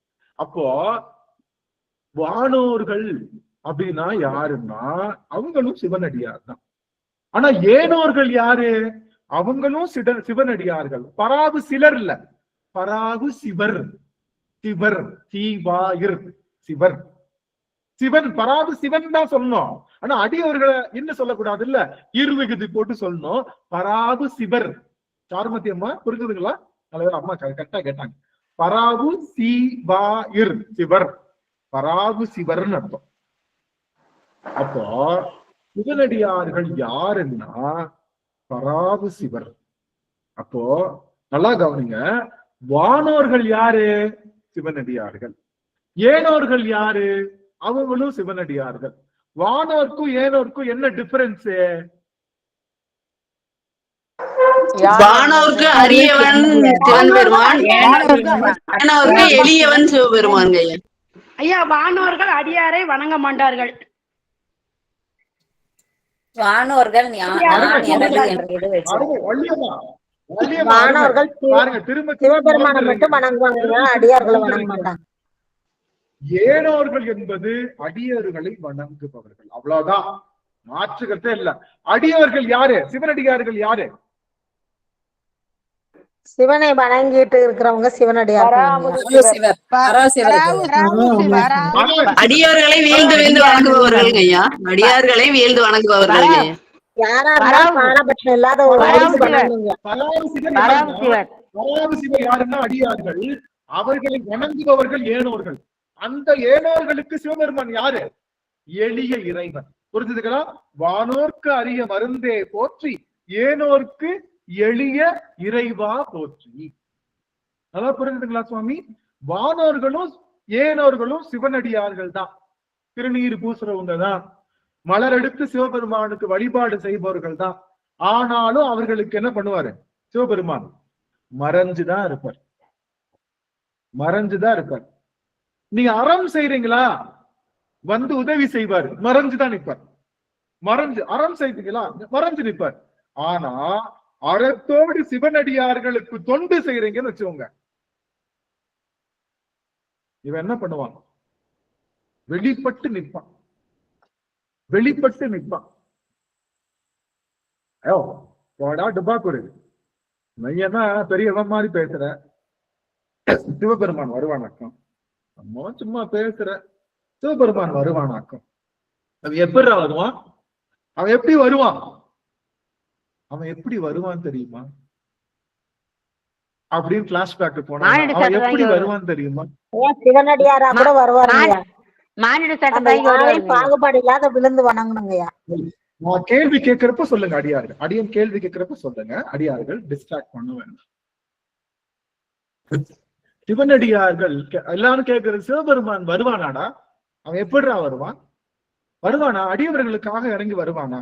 நாங்களும் அடியவர்கள் தான், எனக்கு எப்படி வருவான் அப்படின்னா, சிவபெருமான் எப்படி வருவான் தெரியுமா? வேதியனாக இல்ல இல்ல, அந்தணனாக இல்ல இல்ல இல்ல, திருநீர் தரித்தவனாக இல்ல இல்ல இல்ல, அழுக்கு வேட்டி கட்டிக்கிட்டு, அழுக்கு வேட்டி கட்டிக்கிட்டு, கால்ல சகதிய பூசிக்கிட்டு, தோல்ல ஒரு மண்வெட்டிய போட்டுக்கிட்டு, தலைக்கு மேல அந்த அந்த மண்வெட்டி கட்டுற அந்த அந்த அந்த இது இருக்குல்ல மண்சட்டி, தலையில கவுத்துக்கிட்டு, அந்த மண்வெட்டி புதுசா இருந்துடக்கூடாதுன்னு தேவர்கள்ட்ட கொடுத்து, நல்லா தேய்ச்சிட்டு வாப்பா, நல்லா ரொம்ப நாள் வந்த மாதிரி நல்லா தேய்ச்சு பழைய மண்வெட்டியா கொண்டு வந்துரு, பழைய மண்வெட்டி எடுத்து அதுல நிறைய மண்ணு ஒட்டிக்கிற மாதிரி வச்சுக்கிட்டு, தோல்ல போட்டுக்கிட்டு, கோவிலுக்கே வர முடியாத வந்தியம்மையினுடைய வாசல்ல நின்னுகிட்டு, அவளுக்கு மட்டும் கேக்குற மாதிரி, கூலி வாங்கலையோ, கூலிக்கு ஆள் வேண்டாமோ, கூலிக்கு ஆள் வேண்டாமோ, கூலிக்கு ஆள் வேண்டாமோன்னு அவ காதல மட்டும் விழுகிற மாதிரி கத்தக்கூடிய ஆற்றல் உடையவன் சிவபெருமான். அவன் எப்படி வருவான்? அன்பு குலைந்து விட்டா அவன் ரொம்ப டிப்பு டாப்பெல்லாம் வரமாட்டான், நம்ம அவனை அணுகிற மாதிரி ரொம்ப இறங்கி வருவான். வானவர்கள் எல்லாம் இவனுக்கு பணி செய்வதற்காக இருக்காங்களா? உனக்கு என்ன பணி செய்ய வேண்டும்? திருப்பலி எழுச்சில சொல்றாங்கல்ல, உனக்கு நாங்க என்ன பணி செய்யணும் சொல்லு சாமி அப்படின்னு வானவர்கள் எல்லாம் வெளியில கைய காட்டி சிவபெருமானுடைய வாசல்ல நின்னு வணங்கிட்டு இருக்காங்களா? இந்த படுபாவி என்ன பண்றான்? வந்தி பாட்டிக்கிட்ட வந்து உனக்கு நான் என்ன வேலை செய்யணும்னு கேட்கிறான். வானோர்க்கு அரிய மருந்து அவங்களால பார்க்க முடியல, தர போட்டிருக்காங்க. யாரு? வானவர்கள்லாம் திருப்பெருந்துறையில் நிக்கிறாங்க, தர போட்டிருக்காங்க. எல்லாரும் வெளியில நின்னுட்டு இருக்காங்க. சாமி உனக்கு என்ன பணி செய்யணும், நாங்க எல்லாம் நிக்கிறோம் சாமின்னு எல்லாம் பேசிட்டாங்க. திரை விலகல, அப்படியே உள்ள உட்கார்ந்து இருக்கான். ஆனா இங்க திரை இல்ல, ஒண்ணு இல்ல. இவளுக்கு யாருமே இல்ல, வந்தியம்மை பாட்டிக்கு யாருமே இல்ல. எனக்கு யாரும் இல்லைன்னு நினைக்கிறவங்களுக்கு எல்லாம் சிவபெருமான் நான் இருக்கேன்னு வந்து நிற்பான். யாரெல்லாம் எனக்கு யாருமே இல்லை அப்படின்னு சொல்லி உண்மையான அன்போடு நிக்கிறாங்களோ அவங்க எல்லாத்துக்கும் அவன் வந்து அப்படியே வாசல்ல உனக்கு நான் நிக்கிறேன், உனக்கு எந்த குறை வந்தாலும் அந்த குறையை நான் களைவதற்காக நான் நிக்கிறேன், அவன் வாசல்ல நிற்பான். அது எப்படி நிற்பான்? ரொம்ப டிப்பு டாப்பா இருந்தா கூட ஐயோ ஆளு பார்த்தா பெரிய பவுசா இருக்காரு, நம்ம கூட எல்லாம் பேச மாட்டாரு அப்படின்னு நம்ம நினைச்சு நம்ம போயிடுவோம்ல. திடீர்னு நம்ம கூட வரணும்னா அவன் நம்மளை விட கொஞ்சம் கம்மியா இருந்தா என்ன பண்ணுவான், அவனை கூப்பிட்டு. அது மாதிரி அவன் என்ன பண்ணுவான், ஏனோருக்கு எளிய இறைவா, அவன் எளியவன. அவன் எப்படி வந்தான், எதுக்கு வந்தான், வந்தது எதுக்கு? வந்தியம்மை பாட்டி கொடுத்த புட்டுக்கு, பிட்டுதான் கொடுத்தா. வந்தியம்மை பிட்டு மட்டும்தான் கொடுத்தா.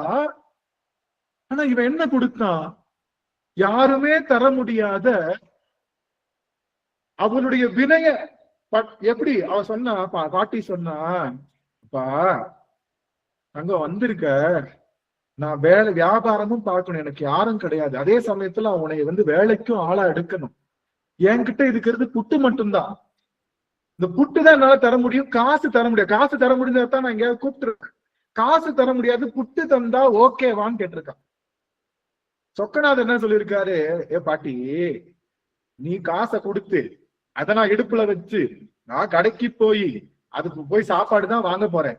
அவன் சாப்பாடு செஞ்சு கொடுத்து லேட் ஆகி அது வீட்டுக்கு என்கிட்ட வந்து என் வாய்க்குள்ள விழுறதுக்கே என்ன ஆயிடும், பல நாட்கள் ஆயிடும், பல நேரம் ஆயிடும். நீ டைரக்டா என் வாயில புட்ட போடு, ரொம்ப நல்லதுமா, நான் போய் காசை நீ புட்டு போட்டாலே போதும், நீ புட்டு போட்டாலே போதும் அப்படின்னு சொல்றாரு. சொன்ன உடனே அம்மா சொல்றா, அவ சொல்றா இன்னும் ஒரே ஒரு கண்டிஷன். பாட்டி என்ன சொல்றா, இன்னும் ஒரே ஒரு கண்டிஷன். என்ன கண்டிஷன்? இல்ல இந்த புட்டு, கொலா புட்டு இப்படி வச்சு தள்ளுனோம்னா நல்ல கொலாயா விழுந்துச்சுன்னு வச்சுக்கோ, எல்லாரும் வாங்கிப்பாங்க. உதிர்ந்துருச்சுன்னா யாரும் வாங்க மாட்டாங்க கொலா புட்டு.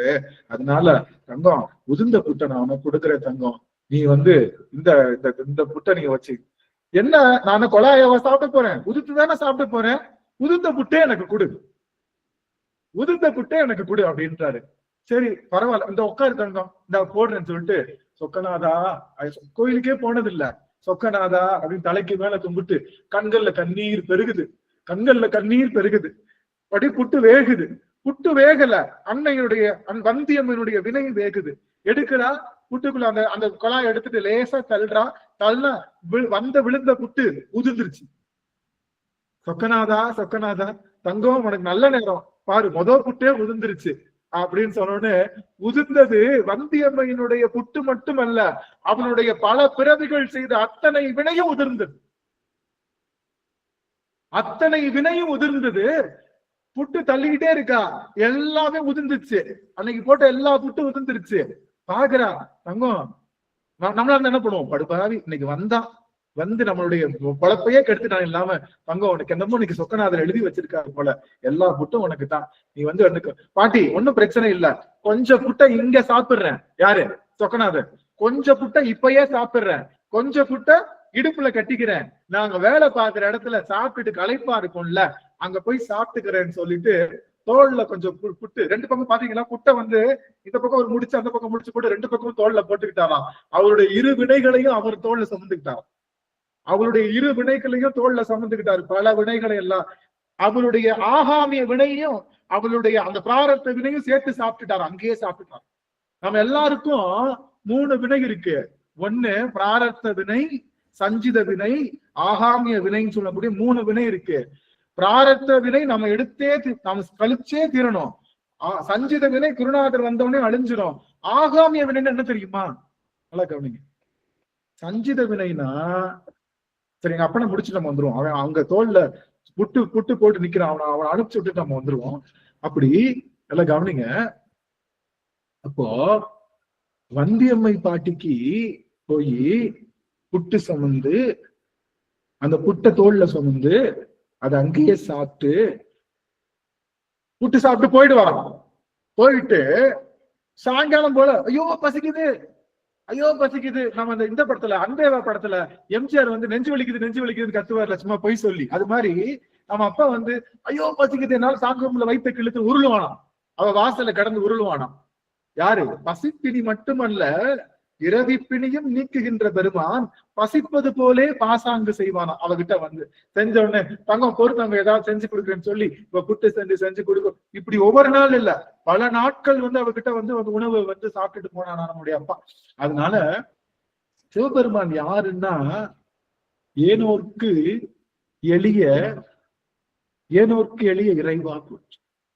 வந்தியம்மா சொல்லுவாங்களா, யாராவது சாப்பிட அந்த பக்கம் நடந்து போறப்பவே மூஞ்சி வாட்டமா இருந்தா, என்னப்பா சாப்பிடலையா?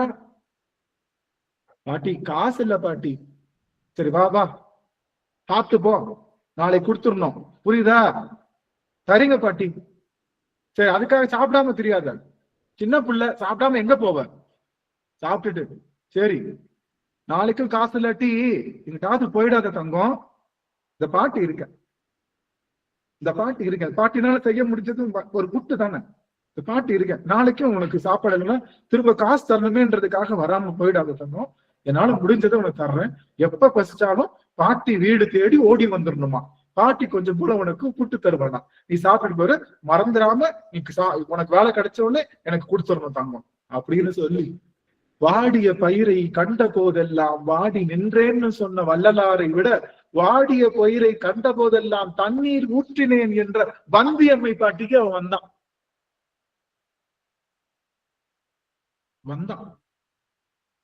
அவன் யாரு? ஏனோர்க்கு எளிய இறைவன் போற்று. இதை விட எளிய இறைவன் உலகத்துல உண்டா? அற்புத தெய்வம் இதனினும் மற்ற உண்டோ? அற்புத தெய்வம் இதனினும் மற்ற உண்டோ? நம்ம அப்ப சொக்கநாதர மாதிரி என்னமோ தெரியல, சொக்கநாதர் பேரை வச்சு ஆரம்பிச்சனாலவோ என்னவோ தெரியல, எவன் பேரை வச்சு ஆரம்பிச்சாலும் அவனுக்குதான் வைப்பான். இருந்தாலும் 478 அமர்வுகளை அவன் உட்கார வச்சிருக்கானே, 500வது அமர்வு என்னைக்குதான் வரும்னு எனக்கு ஒரு ஆசை. இது 500 பாத்துருமா, இந்த அமர்வு 500 பாத்துருமா அப்படின்னு ஒரு ஆசை. அந்த ஆசை இல்லை. அதனால கவனிங்க, சிவபெருமான் வருவானான்னு கேட்டா வந்தியம்மா பாட்டியை நினைச்சுக்கோங்க. மாணிக்க வாசகரே நடுநடுங்கி போறாரு. தனக்கு வந்து அருள் செஞ்சதெல்லாம் சொல்லல, வந்தியம்மை பாட்டிக்கிட்ட அவன் செஞ்ச திருவிழா நினைச்சு நடுநடுங்கி போறாரு. பிட்டு நேர்பட மண் சுமந்த பெருந்துரை பெரும் பித்தனே, சட்டு நேர்பட வந்திலாத சலக்கனே உனை சார்ந்திலே அப்படின்னு பாடுறாரு. நம்முடைய திருக்கழுக்குன்ற பதிகத்துல பாடுறாரு. அப்படி பிட்டு நேர்பட மண் சுமந்து திருக்கழுக்குன்றத்தை என்ன பண்ணுவார் தெரியுமா? சுவாமி தன்னுடைய உருவத்தை காட்ட, இவரு அந்த ஆள் நம்மளை ஏமாத்தி ஓடிட்டார் போல. 8 அடுக்கு மாளிகையில் ஏற்று வைத்த என் தலைவன் விட்டு விட்டு சென்றானடி அப்படின்ற மாதிரி விட்டுட்டு போயிட்டான். இனிமே இந்த ஆளை பிடிக்க முடியாது, இனிமே இவனை பிடிக்கவே முடியாது, மனசு நொந்து போயிட்டாரு. நொந்து போன என்ன பண்றாரு? திருக்கழுக்குன்றத்துக்கு வாட கூப்பிட்டு, காணனாத கோலம் வந்து காட்டினான் கழுக்குன்றேன்ல. கழுக்குன்றில் அவன் வந்து காட்டுகின்ற கோலங்கிறெல்லாம் காட்ட முடியாத கோலம். ஒருத்தவங்க காட்ட முடியாத கோலம் வருது இல்ல ஏங்க? உங்களுக்கு வந்து ஒருத்தவங்க வந்து ஒரு பெரிய சாக்லேட் கொடுக்குறாங்க, யாருமே சாப்பிடாத சாக்லேட் கொடுக்குறாங்க. அதை சாப்பிடுறப்போ ரோட்ல விற்கிற கேப்பக்கூழ் ஞாபகம் வருமா? எங்க யாருக்குமே கிடைக்காத ஒரு பெரிய சாக்லேட் உங்களுக்கு கிடைக்குது, வேர்ல்டு பெஸ்ட் சாக்லேட் கிடைக்குது. அதை சாப்பிட்டுட்டு, ஆனா தனக்கு முன்னாடி பெருங்காட்சி கோலம் கிடைக்குது, சிவபெருமானுடைய பெருங்காட்சி கோலம் கிடைக்குது. அந்த நேரத்துல யார நினைக்கிறாரு? வந்தியம் நினைக்கிறாரு. யோ நாயா, எனக்கு என்னை அலைய விட்டு என்னை சுத்தல்ல விட்டு இப்படி காட்சி கொடுக்குற. ஆனா வந்தியம்மை பாட்டி வீட்டுக்குள்ளேதான் இருந்தா, அவளுக்கு முன்னாடி போய் காட்சி கொடுத்துக்கிட்டே இருந்தீங்க, அவளுக்கு முன்னாடி போய் காட்சி கொடுத்துக்கிட்டே இருந்தீங்க. அப்ப அவ பெற்ற காட்சி தானே பெருசு. எனக்கு திருக்குறளுக்குன்றத்துல நீ கொடுக்குற காட்சியெல்லாம் எனக்கு பெருசா தெரியல. வந்தியம்மை பாட்டி வீட்டுல அவ கூப்பிடாமலே, அவ அழுகாமலே, அவ எதுவும் அவ வேலையை மட்டும் அவ பாத்துட்டு இருந்தா, அவகிட்ட போய் நீ வந்து வழிய மூஞ்சிய காப்பாத்தி அவ கையால சாப்பிட்டு அவ கூடவே இருந்து அவளை அவ்வளவு தேற்றிருக்கிய அந்த காட்சியை விட இந்த காட்சி ஒரு பெருசான்னு கேட்கிறார். அப்போ எப்படிப்பட்ட ஒரு இறைவன் அப்படின்னா ஏனோர்க்கு எளிய இறைவன். இதுக்கு மேல சிவபெருமானுடைய எளிமையை சொல்லிட முடியும். சிவபெருமானுடைய எளிமை சிறப்பு வானவர்களுக்கும், அதுக்காக எல்லாருக்கும் வந்துட மாட்டான், எல்லாருக்கும் வழிய போயிட மாட்டான், யார் அழுது கூப்பிட்டாலும் வந்து நின்ற மாட்டான். அவர்கள் மனசுல என்ன இருக்குன்னு தான் பார்ப்பான். அவங்க மனசுல வஞ்சகம் இல்லையா, அவங்க மனசுல அன்பு இல்லையா, அவர்கள் மனசுல அடியார்கள் திருவடி தொழணுன்ற எண்ணம் இருக்கா, அவர்களுக்கு நான் போய் நிற்பேன்னு சொல்லியிருப்பான். ஆக வானவர்களாக இருந்தாலும் அவர்களுக்கு அரிய மருந்து சிவபெருமான். ஏன் அவர்கள் என்று சொல்லுகின்ற சிவனடியார்களை தொழுகின்றவர்களுக்கு சிவபெருமான் எளியவனாக அவருடைய இல்லத்துல வந்து நிற்பான். இப்படிப்பட்ட போற்றி எங்கேயாவது பார்க்க முடியுமா? இப்படிப்பட்ட போற்றி எங்க பார்க்க முடியுமா? சிவபெருமானுக்குத்தான் ஏழை பங்காளன்ற வார்த்தை. நான் வந்து இந்த ஐயப்ப போற்றி, ஐயப்பனுடைய போற்றி சரணமையப்பா சாமி, அது தேவனே தேவி அதுல வரும்ல, அதுல ஏழை பங்காளனேன்னு போட்டிருக்கோம். நான் நினைச்சேன், ஓஹோ, எனக்கு அப்ப திருவாசகத்தை நான் சொல்றது எனக்கு ஒரு 5ஆம் கிளாஸ் படிக்கிறப்போ ஐயப்ப பஜனைக்கு எல்லாம் போறது உண்டு. அப்பதான் ஏழை பங்காளனே, ஓ ஏழை பங்காளனா ஏழைகளுக்கு எல்லாம் தோழன் போல என்ன அழகா போட்டிருக்காங்க அப்படின்னு பார்த்தா, எங்க அப்பன் திருவாசகத்துல சொல்லியிருக்கா அப்படி. ஏழை பங்காளன்ற வார்த்தை திருவாசகத்துல வருது, அந்த வரியை எடுத்து அங்க போட்டிருக்காங்க. அப்படி ஒரு போற்றி கிடையாது, எங்க அப்பா ஒருவனுக்குத்தான். சரி, நான் என்ன சொல்ல வரேன்னா, அவர் ஏழை பங்காளன். ஏழைன்னா இன்னும் ஒண்ணும் கிடையாது, ஏழைன்னா பெண்ணுன்னு அர்த்தம். ஏழைன்னா யாரு? பெண்ணுன்னு அர்த்தம். ஏழை பங்காளனா பெண்ணை ஒரு பங்கமாக கொண்டவன் அர்த்தம். ஏழை அப்படின்னா பெண். ஏழைன்னா அவருடைய இடை எப்படி இருக்குமா, பெண்ணுடைய இடை எப்படி இருக்குமா, 10 நாள் சாப்பிடாத வயிறு எப்படி இருக்கு, அது மாதிரி மெலிந்த இடையா இருக்குமா. ஒரு பெண்ணுக்கு சொல்றது, அவளுக்கு ஏன் ஏழைன்னு பேரு, பெண்ணுக்கு ஏன் ஏழைன்னா, ஒரு ஏழை சாப்பிடாம இருப்பான்ல, 10 நாள் சாப்பிடாம, எப்பயுமே ஏழையினுடைய வயிறு எப்படி இருக்கும், ஏழையினுடைய வயிறு ஒட்டி போயிருக்கும், மெலிந்து இருக்கும் இல்ல. சாப்பிட்டு சும்மா அப்படியே தொந்தியா வச்சிருப்பான் ஏழை இல்ல, ஏழையினுடைய வயிறு அது மாதிரி பெண்ணினுடைய வயிறும் அப்படியே மெலிந்து, அதனால மெல்லிடை இருக்கான், அதுக்குதான் ஏழைன்னு பேர். பெண்ணுக்கு பேர் வந்து ஏழை. தையல்னு பெண்ணுக்கு உண்டு, தெரியும்ல தையல். எப்பயுமே பெண் என்ன பண்ணுவா, அந்த காலத்துல ஒரு இதை தைக்கணும்னா பெண் தான் தைக்கணும், அதனால அவருக்கு தையல். ஆனா அப்படி கிடையாது, கணவனுடைய இல்லத்தையும் பிறந்த வீட்டு இல்லத்தையும் தைக்கக்கூடிய நூலா இருக்கிறவ யாரு? பெண். அதனால அவருக்கு தையல்னு பேர்.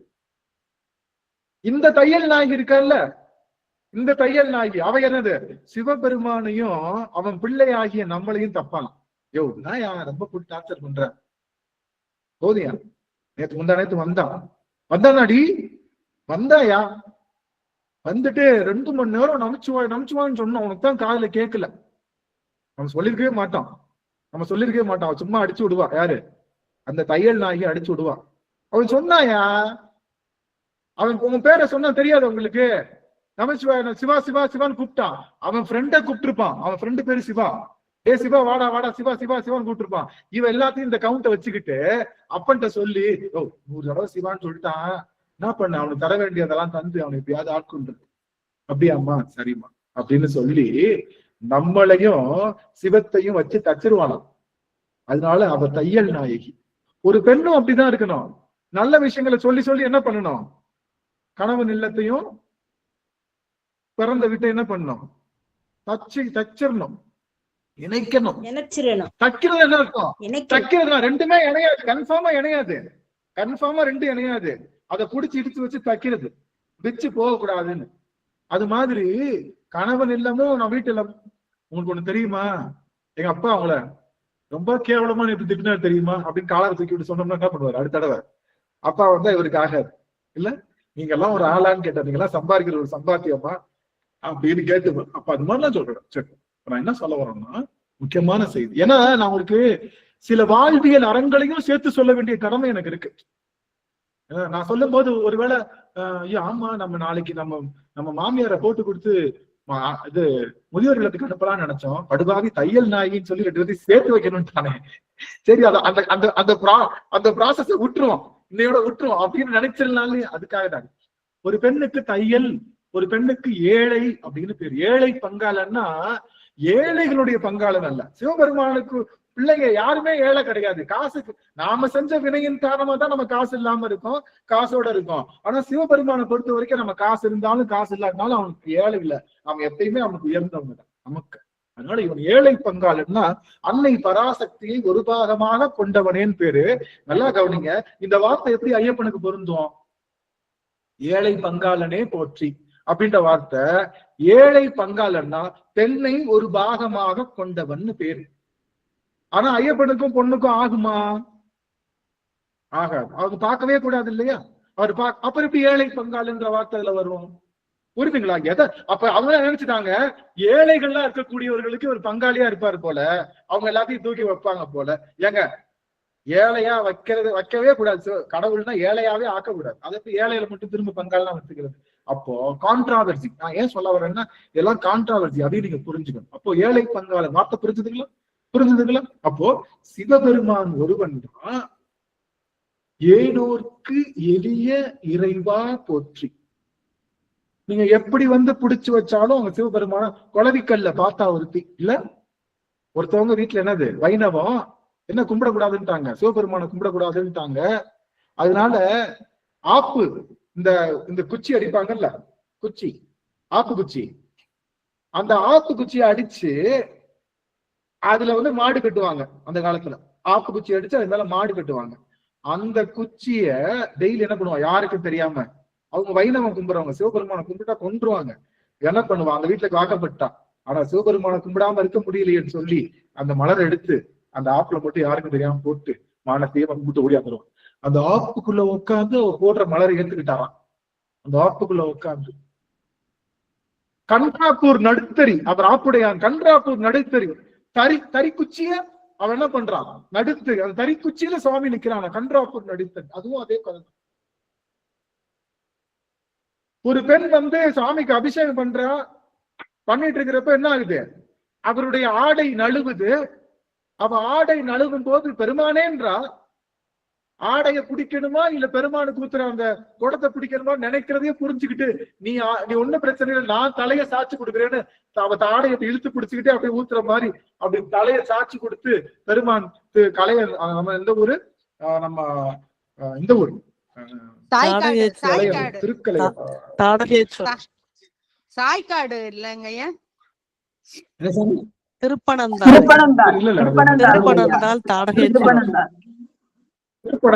திருப்பனந்தாள்ல பெருமான் அப்படி பெருமான் அப்படி சுவாமி தான் அதை நிமித்துறாரு. சரி, என்ன சொல்ல வரேன்னா அப்படி எளிய விஷயமா நீங்க உங்களுக்கு ஒரே ஒரு விஷயம்தான், ஒண்ணு அன்பு செய்யணும், ரெண்டாவது நல்ல எண்ணங்களும் இரக்கமும் மனசுல இருக்கணும். அது எல்லாத்தையும் விட அடியவர்கள் திருவடி வீழ்ந்து தொழணும். எவ்வளவு பெரிய அப்பாட்டக்கரவனா இருங்க, எவ்வளவு பெரிய அப்பாட்டக்கரவனா இருங்க, ஆனா அடியவர் திருவடி தொழ மறுக்கின்றீர்கள் என்றால் கண்ணுக்கு தெரியாமல் நிற்கின்றாய் கண்ணா, கண்ணுக்கு தெரியாமல் நின்றாலும் எனக்கு குறை ஒன்றும் இல்லை மறைமூர்த்தி கண். அது மாதிரி பெருமான் கண்ணுக்கு தெரியாம நின்றோம், நம்ம கண்ணுக்கு தெரியாம நின்றோம். ஆனா அடியவர் திருவடி தொழுகின்றீர்கள், அடியவர்களை மதிக்கிறீங்க அப்படின்னா ஏன் அடியவர் திருவடியை ஏன் இந்த ஆனந்த அடிக்கடி சொல்லிட்டு இருக்க அந்த படுபாவி? என்ன காரணம் அப்படின்னா நல்லா கவனிங்க. ஒரு செய்தி எல்லாம் ஆன் பண்ணுங்களேன், எனக்காக 66 பேர் இருக்காங்க. ஒரு செய்தி நிறைவு செய்யப்பாரு, அவ்வளவுதான். நிறைவு நிறைவு நிறைவு. ஏன் இந்த பையன் எப்ப பார்த்தாலும் அடியவர் திருவடி வணங்குங்க, அடியவர் திருவடி, எனக்கு என்னடா இருக்கு அதுல, என்னடா இருக்கு எனக்கு ஒண்ணும் புரியலடான்னா, அவ்வை பிராட்டி ஒரு பெரிய அரசவை, அதியமானுடைய அரசவை, எல்லாரும் மன்னா நீ நீடூழி வாழ்க, உன் குளம் வாழ்க, உன் கொடை வாழ்க, உன் நாடு வாழ்க, நகரம் வாழ்க அப்படின்னு பல அரை மணி நேரம் துதி பாடுறாங்க எல்லாரும். வந்தவன் என்ன சொல்றா, அவ்வை மன்னா வரப்புயர அப்படின்னு சொல்லிட்டு போயிட்டான். இவனுக்கு ஒண்ணுமே புரியல.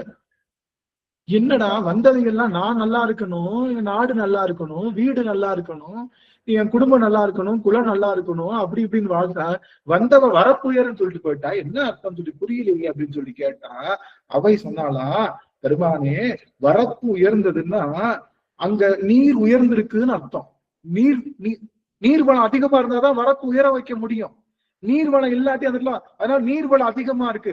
நீர்வளம் அதிகமா இருந்தா வரப்பு உயர்ந்ததுன்னா வாய்க்காலுக்கு போகின்ற தண்ணி வரத்து எப்படி இருக்கும், அதிகமா இருக்கும். அப்ப விளைச்சல் எப்படி இருக்கும்? சூப்பரா இருக்கும். அதிகமா விளைஞ்சா அங்க பஞ்சம் என்பதே வராது. பஞ்சம் வரலன்னா அங்க நல்லொழுக்கம், அறம் மற்றும் அறம் சார்ந்த கற்பு நெறி, வீரம் எல்லாம் அதிகமா இருக்கும். இது எல்லாம் அதிகமா இருந்தா அந்த நாடு ரொம்ப செழிப்பா இருக்கும். நாடு செழிப்பா இருந்தா நகரம் செழிப்பா இருக்கும். நகரம் செழிப்பா இருந்தா மன்னன் செழிப்பா இருப்பான் அப்படிங்கறத அர்த்தம். இந்த ஒரு வார்த்தையில எல்லா அறங்களும் உள்ளுக்குள்ள வந்துருது சுவாமி, வந்துருதையா அப்படின்னு சொல்வது போல அடியவர் திருவடி வணங்கணும்னு நினைக்கிற நினைப்பும் அடியவர் திருவடி வணங்குறப்பையும் உங்களுக்குள்ள அத்தனை விஷயங்களும் வந்துடும். எப்படி வரப்புயர்ந்தால் நீர் உயரும், நீர் உயர்ந்தால் நெல் உயரும், நெல் உயர்ந்தால் குடி உயரும், குடி உயர்ந்தால் கோன் உயர்வான் என்பது போல அடியவர் திருவடி பணிந்தால் நான் என்ற ஆணவ மகளும் எனதென்ற நிலை மாறும், அன்பு தானால ஊறும், அறம் தன்னால நிகழும், சுய ஒழுக்கம் நிலைக்கும், செல்வம் பெருகும், எல்லாம் பெருகும் அப்படிங்கிற வார்த்தை அந்த ஒரு வார்த்தையில் இருக்கு. இப்ப புரிஞ்சிருச்சா? இப்ப புரிஞ்சிருச்சா? எதுக்கு இவன் எப்ப பார்த்தாலும் அடியவர் திருவடி அடியவர் திருவடி? அடியவர் திருவடியை கண்டால் காந்தத்தை கண்ட இரும்பு போல, இரும்பு துகள் போல அங்கே அந்த திருவடியை வீழ்ந்து வணங்குகின்ற அந்த ஒரு பேச்சின் காரணமாக உங்களுக்கு எல்லாமே ஒண்ணு கிடைக்க போகுது. இன்னும் ஒரே ஒரு செய்தியை சொல்லி இந்த நிறைவு பண்ண போறோம். இன்னைக்கு பாத்தீங்கன்னா இன்னொரு வார்த்தை மூவேல் சுற்றம் முரண் உரு நரகிடை ஆளாமே அருள் அரசே போற்றி. நீங்க பாத்தீங்கன்னா வானோர்க்கு அரிய மருந்தே போற்றி ஒரு கிளாஸ் வரைக்கும் எடுத்தோம். ஏனோர்க்கு எளிய இறைவா போற்றி இந்த வகுப்பு பூரா எடுத்துட்டோம். ஆனால் மூவேல் சுற்றம் முரண் ஒரு நரகிடை ஆளாமை அரசு போற்றி 3 நிமிஷத்துல முடிக்க போறோம்.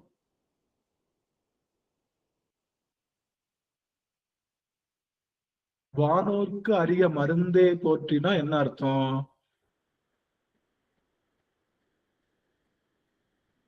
நீங்க தான் சொல்லணும். அடியவர்களை வணங்காமல் இருக்கும் வானவர்களுக்கு கசப்பான மருந்தாக இருப்பார். ஆக ஆக ஆக என்ன சொல்றது? போதும் சாமி, ஒரே வார்த்தை 100க்கு 100. என்ன அழகு, என்ன அழகு! நான் என்ன மனசுல நினைச்சனோ அப்படியே டைப் ரெக்கார்டர் மாதிரி சொல்லிட்டாங்க. மன்னிக்கணும் சுதாமா, அடியரை பொறுத்து வேண்டும். கடகடன்னு சொல்லிட்டீங்க. கொஞ்சம் மெதுவா எல்லாருக்கும் கேட்கிற மாதிரி சொல்லுங்க. எல்லாரும் செவி சாயுங்க அம்மா சொல்றத. அடியவர்களை வணங்காத வானோர்களுக்கு கசப்பான மருந்தாக இருப்பார். ஆஹா, என்ன அருமை, என்ன அருமை! புரிச்சுதுங்களா? 2வது, இப்ப சுதாமா எக்ஸ்க்ளூஷன் அம்மா விட்டுறலாம். 2வது, ஏனோர்க்கு எளிய இறைவா போற்றி என்ன அர்த்தம்? மற்றவர்களுக்கு எல்லாம், அடியவர்களை பணிபவர்களுக்கு எல்லாம் எளியவனா இருப்பான். ஏனோருக்கு அடிய இறைவா போற்றினா அடியர்கள் திருவடியை வணங்குகின்றவர்கள் இல்லையா? அடியவர் திருவடியை தான் வணங்குகின்றவர்கள். இல்ல, கரெக்டா புடிச்சிட்டீங்க. அவ்வளவுதான். இனிமே உங்களை வெல்ல யாருமே இல்ல. இனிமே நீங்களாச்சு சிவபெருமானாச்சு, உங்க 2 பேரையும் தச்சு விட்டேன். இனிமே நீங்க பிரிக்க முடியாத பந்தம் ஆயிடுங்க. ஒண்ணும் பிரச்சனை. இந்த வார்த்தை புரிஞ்சுக்கிட்டீங்க. அடியவர்கள் திருவடியை வணங்குகின்ற ஏனோர்களுக்கு எளிய அமுதமான இறைவனாக பெருமான் இருக்கின்றான். இப்போ இந்த 3வது வார்த்தை சொல்றாருல்ல, அந்த வார்த்தை யாருக்குன்னா ஏனோருக்கு சொல்ற வார்த்தை. யாரெல்லாம் ஏனோர்களாக இருக்கின்றார்களோ அவர்கள் எப்படிப்பட்டவங்க? மூவேல் சுற்றம் முரண் உரு நரகிடை ஆளாமே அருள் அரசே போற்றி.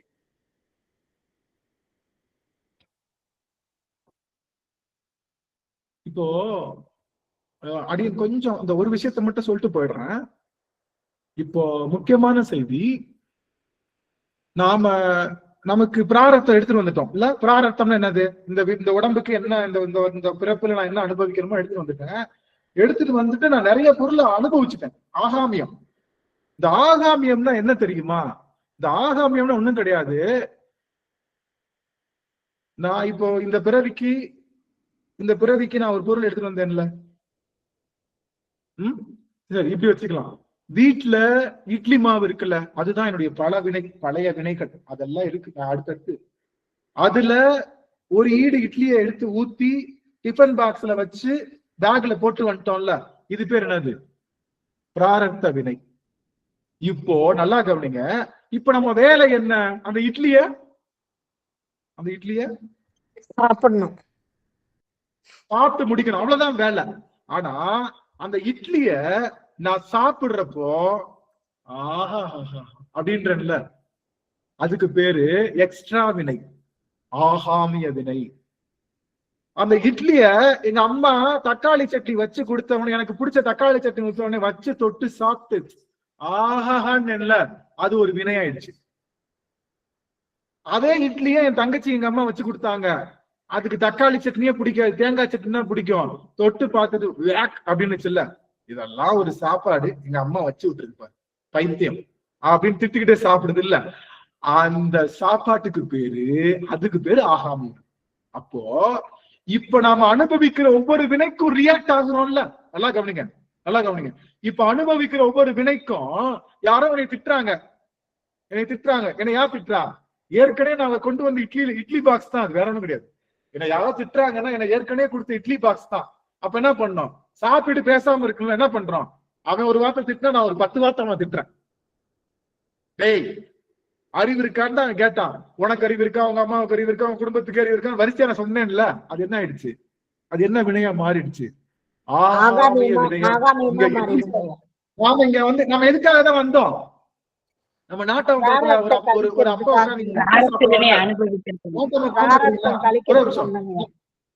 அதான் நாட்டாம படம் பார்த்திருக்கீங்களா? அதுல ஒரு அப்பா உட்காந்து பக்கத்துல மிச்சர் சாப்பிட்டுட்டு உட்காந்துருப்பார்ல, என்ன நடந்தாலும் மிச்சர் சாப்பிட்டுட்டே உட்காந்துருப்பாரு. மாதிரி நாம மிச்சர் சாப்பிடத்தான் வந்திருக்கோம் இந்த ஊர்ல, இந்த உலகத்துல. எது கொடுத்தாலும் ரியாக்ட் ஆகாம மிச்சர் சாப்பிட்டுக்கிட்டு மட்டும்தான் இருக்கணும். ஆனா மிச்சர் கசக்குது, பக்கத்துல இருக்கிறவன்ட்ட உள்ள அந்த 4 முந்திரி பருப்பு எடுத்து சாப்பிடலாமான்னு நினைச்சுக்கிட்டே மிச்சர் சாப்பிடணும்ல, அதுதான் ஆகாமிய வினை. புரியுதுங்களா? ஆக நாம ரியாக்ட் ஆகுறோம்ல, ஒவ்வொரு விஷயத்துக்கும் நாம ரியாக்ட் ஆகுறோம்ல, அந்த ரியாக்ட் ஆகாம இருந்தோம்னா தப்பிச்சுக்குவோம், இந்த பிறவியோட தப்பிச்சுக்குவோம்.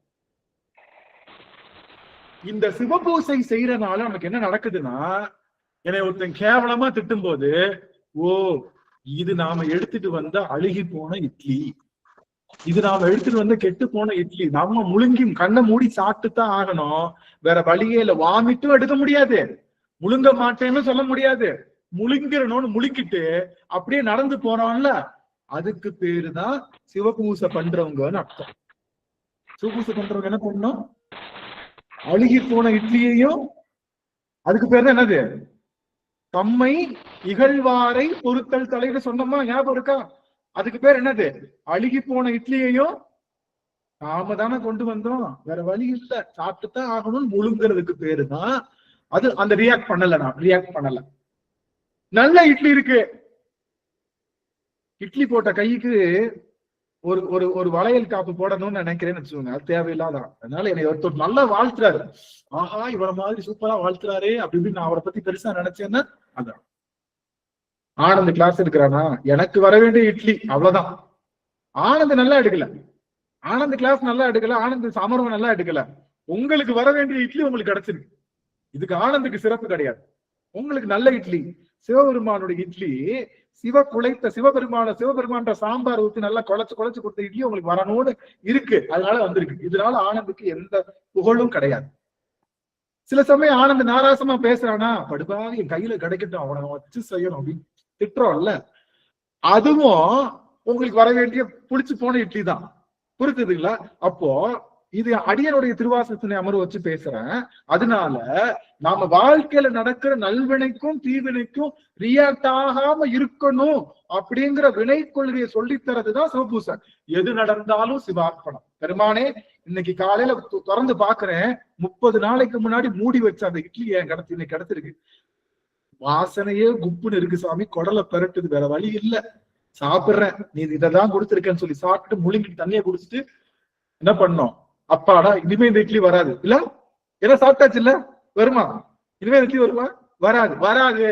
அடுத்த நாள் அப்படி நினைச்ச உடனே இந்த சாமி பாப்பாரு, இது அழுகின இட்லி கொடுத்தாலும் ஒரே மாதிரிதான் சாப்பிடுது, நல்ல இட்லி கொடுத்தாலும் ஒரே மாதிரிதான் சாப்பிடுது, இனிமே இந்த பிள்ளைக்கு சாப்பிடுற வேலை கிடையாது, நாக்குல சுவை கற்று போச்சு இல்ல, இனிமே உனக்கு இட்லி கிடையாதுன்னு சொல்லி முதுகுல போட்டிருக்க அந்த இட்லி பாக்ஸையும் கழுவி எடுத்துட்டு போறாருல்ல, இனிமே உனக்கு சாப்பிடறதுக்கு ஒண்ணும் தேவை எடுத்துட்டு போறாருல்ல, அதுக்கு பேர் தான் சீவன் முக்தர்கள்னு பேர்.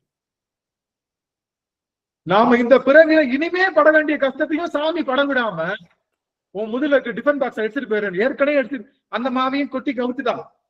இட்லி பாக்ஸ போட்டு அனுப்பிச்சிருந்தான்ல, இந்த இட்லி கேரியரையும் வெளியே எடுத்து வந்து இனிமே நீ ஒண்ணு சாப்பிட வேணாப்போ அப்படின்னு எடுத்ததுக்கு அப்புறம் நமக்கு வரும் பாருங்க ஒரு ஆனந்தம். ஆகா, இனிமே காஞ்ச இட்லியும் கிடையாது, அழுகி போன இட்லியும் கிடையாது, எங்க அப்பா கொடுக்குற அந்த பால் அமுதம் மட்டும் எனக்கு கிடைக்கும்னு அவன் அமுதத்தை உடம்போடையே உட்காந்து நமக்கு அனுபவிச்சுட்டு இருக்கோம்ல, அதுக்கு பேர் தான் சீவன் முக்தர்கள். அப்படி அனுபவிச்சாலும் அடியவர்கள் திருவடி வணங்க மறந்துடக்கூடாது. அப்போ நல்லா கவனிச்சுக்கோங்க, நீங்க சிவபூசை சரியா செய்றீங்கன்னா அழுகுன இட்லிய அழுகாம சாப்பிடணும். அதுதான் டாஸ்க், பிக் பாஸ் டாஸ்க். அழுகுன இட்லியையும் என்ன சாப்பிடணும்? அழுகாம சாப்பிடணும். அழுகாம சாப்பிடணும். அதுதான் டாஸ்க்குங்க. நம்மளுடைய இந்த உயிர், இந்த உடம்பு எடுத்தது தீவினைக்கும் முழுங்கிட்டு, அது யாரு காரணம் இல்ல. அழுகுன வீட்லயே வச்சு எங்க அம்மா வச்சு விட்டுச்சுல, இன்னைக்கு பாரு எங்க அம்மா சாயங்காலம் இருக்கு அப்படின்னு போய் அம்மா கிட்ட போய் சண்டை போடுறது. அப்படி சண்டை போடாம எனக்கு வர வேண்டிய இட்லி இதுதான் அப்படின்னு நினைக்கிறதுக்கு பேர் தான் என்னது? அப்படின்னு அந்த நினைவை வைக்கிறதுக்கு பேர் தான் என்னது? எவனவா ஆல்ரெடி சாப்பிட்டு எடுத்தாயா இருக்கும் அப்படின்னு போடுறாங்க. இல்ல, நான் சொல்றதெல்லாம் புரிஞ்சுக்கோங்க. சிவபூசையினுடைய நோக்கமே தாங்கிறது தான். என்னைய அந்த முட்டை சந்தை கூட்டிட்டு போனாங்க, அப்புறம் அடி அடின்னு அடிச்சாங்க. அப்புறம் அப்ப கடைசியில ஒருத்தர் சொன்னா, இவன் எவ்வளவு அடிச்சாலும் தாங்குறான்டா அப்படின்னு சொன்னாங்கல்ல, அந்த வடிவேல் ஜோக்கு மாதிரி இவன் எவ்வளவு அடிச்சாலும் தாங்குறான்டான்னு எல்லாரும் சொல்ற மாதிரி நாம நடந்துக்கிறதுக்கு பேருதான் சிவபூசை. சிவபூசை பண்ணிட்டு இருக்கிறப்போ, கோவில்ல சிவபெருமானை பார்த்து இருக்கிறப்போ, கோவில்ல தெரியாம காலை நறுக்குன்னு யாரோ மிதிச்சதுக்கு உனக்கு அறிவு இருக்கா? கண்ணு புடனையில வச்சிருக்கா? சாமி கும்பிடத்தான் வந்திருக்கியா? நீ நல்லா வரா? நீ உன் குடும்பத்தை ஏதாவது சொல்லி கொடுத்தாங்க, அவனே தெரியாம மிதிச்சுட்டான். சாரிங்க சாரிங்க சாரிங்க அப்படின்றான். 10 வார்த்தை பொறுப்பான், 11 வார்த்தை என்ன சொல்லுவான்? ஆமாயா அப்படிதான் மிதிப்பேன் அப்படின்னு சொல்லிட்டு என்ன பண்ணுவோம்? அப்படிங்களாங்க, சரிங்க நான் போயிடும். ஏன் நம்மளோட நீ பெரிய சண்டை வந்துடும், அப்ப சண்டை பெருசாயிடுச்சு. அது மாதிரி உலக பொருட்களுக்கு எந்த ரியாக்ஷன் இல்லாம இருக்கணும். புரியுதுங்களா? இது கஷ்டம், இது கஷ்டம். நல்லா கவனிச்சுக்கோங்க. வாழ்க்கையில ஒவ்வொரு நாளும் கஷ்டம் வரும்போது ஆனந்த சொன்ன அந்த அழுகி போன இட்லி தான் ஞாபகம் வரணும். இது நமக்குரிய, இதுக்கான பொருள் நாம தான் சாப்பிட்டாகணும். இதுக்கு யாரும் தொடர்பு இல்ல. எனக்கு வருகின்ற துன்பத்திற்கு யாரும் தொடர்பு இல்ல. நான் செய்ததுதான், எங்க அப்பனை கொடுத்துருக்கான் அப்படின்னு சாப்பிட்டு ஆரம்பிங்களேன், உங்களுக்கு அடுத்த அழுகு இட்லி வரவே வராது. ஒரு துன்பத்தை முழுங்கி பாருங்க, யாரும் காரணம் இல்லைன்னு ஒரு துன்பத்தை முழுங்கி பாருங்க. பெருமான் உங்களுக்கு அடுத்து முதுகுல வைக்கிற அத்தனை கேரியரையும் எடுத்துருவான். போதும், இந்த பிள்ளைக்கு பக்கம் வந்துருச்சு, வா என் கூட வா, இனிமே ஃபுல்லா அவனை போயிடலாம், இனிமே இந்த இட்லி சாப்பிடுறதுக்கு உனக்கு வேலை கிடையாது, உனக்கு இனிமே எப்பயுமே இதுதான், உனக்கு எப்பயுமே அமுதம் தான் கொடுக்க போறேன் அப்படின்னு சொல்லி அக்கார அடிசல் கூட்டுறதுக்காக கூட்டிட்டு போயிடுவாங்க. புரியுதுங்களா? சிவபூசையினுடைய பலன் என்ன? அப்படி நல்லா கவனிங்க.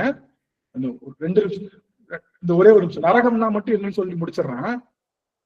அப்போ நாம தோசை மாவு, சஞ்சித வினை, கேரியர்ல இருக்கிற இட்லி பிராரத்த வினை, இந்த பிறவிக்கு வைக்கிற பிராரத்த வினை எடுத்து சாப்பிடுறப்போ ரியாக்ட் பண்றேன்ல, அதுக்கு பேர் என்னது? ஆகாமிய வினை. ஆகாமிய வினை. அப்ப 3 வினை. அதை தட்டி விட்டுருவார் சாமி, ஒண்ணும் பிரச்சனை இல்லை. இத என்ன பண்ணிடுவாங்க? இத நாம சாப்பிடணும். அப்படி சாப்பிடுறப்ப எந்த ரியாக்ஷன் இல்லாம நல்லா கவனிங்க. சில பேரு ரொம்ப கெட்ட ரியாக்ஷன் பண்ணிட்டே இருப்பாங்கல்ல, கெட்ட ரியாக்ஷன் ரொம்ப பண்ணாங்கல்ல, அவங்க இந்த பிறவியில இந்த உடம்புல கழிக்க முடியாது. கவனிச்சுக்கோங்க. இந்த உடம்புக்கு நான் ஒரு கரியர் பாக்ஸ் அதை நான் சாப்பிட முடியும். ஆனா நான் ரொம்ப கெட்ட ரியாக்ஷன் பண்ணிட்டேன், அப்ப எனக்கு எவ்வளவு வினை இருக்கு? நிறைய வினை சேர்ந்துருச்சுல்ல. அந்த வினையை கழிப்பதற்காக சாமி என்ன பண்ணுவாரு? இறந்ததுக்கு அப்புறம் ஒரு உடம்பு கொடுப்பார்.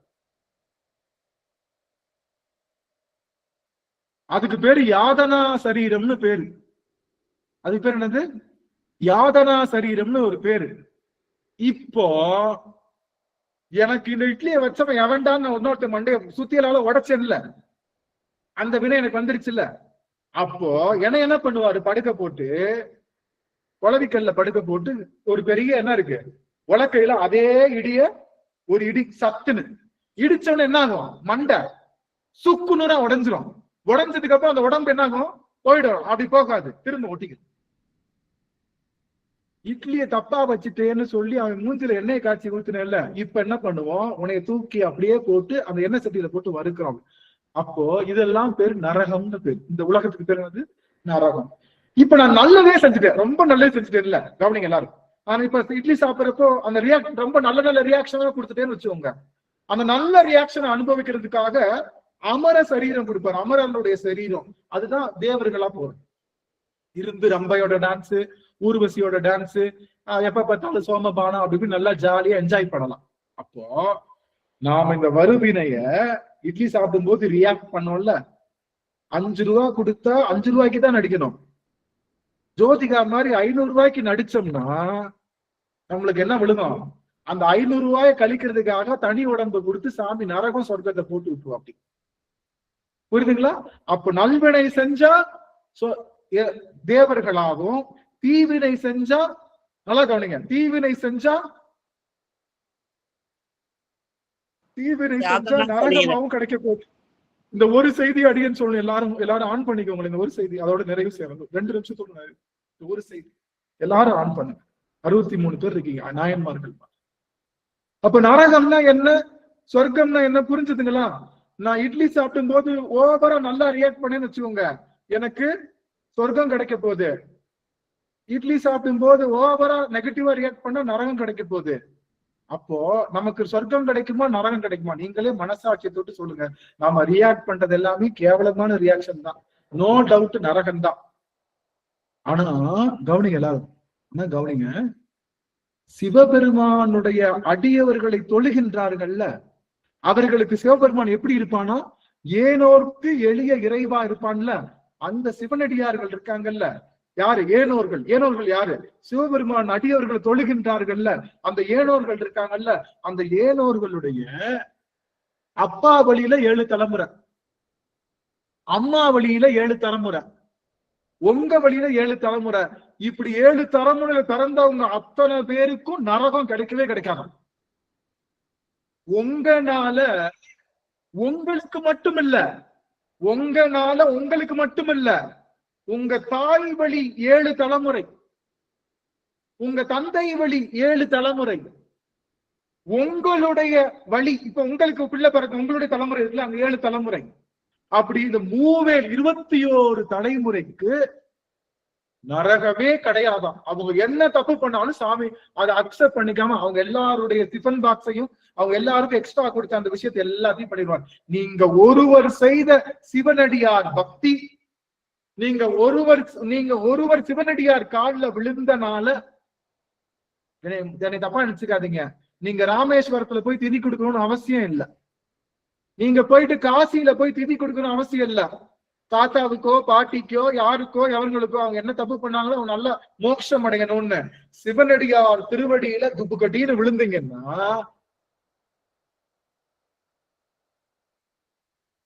உங்களுக்கு மட்டும் இல்ல, டபுள் டமாக்கா, ஆடி தள்ளுபடி, பொங்கல் தள்ளுபடி, எல்லா தள்ளுபடியும் போட்டு உங்களுக்கு முன்னாடி உங்க அப்பாவுக்கு, உங்க அப்பா தாத்தாவுக்கு தாத்தா, கொள்ளு தாத்தா, எள்ளு தாத்தா அப்படின்னு கூட அந்த தாத்தா பாட்டன் பூட்டன் பறை வரைக்க, பறை வரைக்க, அந்த பரம்பரை, இந்த பரம்பரை, இந்த பரம்பரை திரிசூலம் மாதிரி வருதா, இந்த 3 பரம்பரைக்குமே நரகம் கிடைக்கவே கிடைக்காது.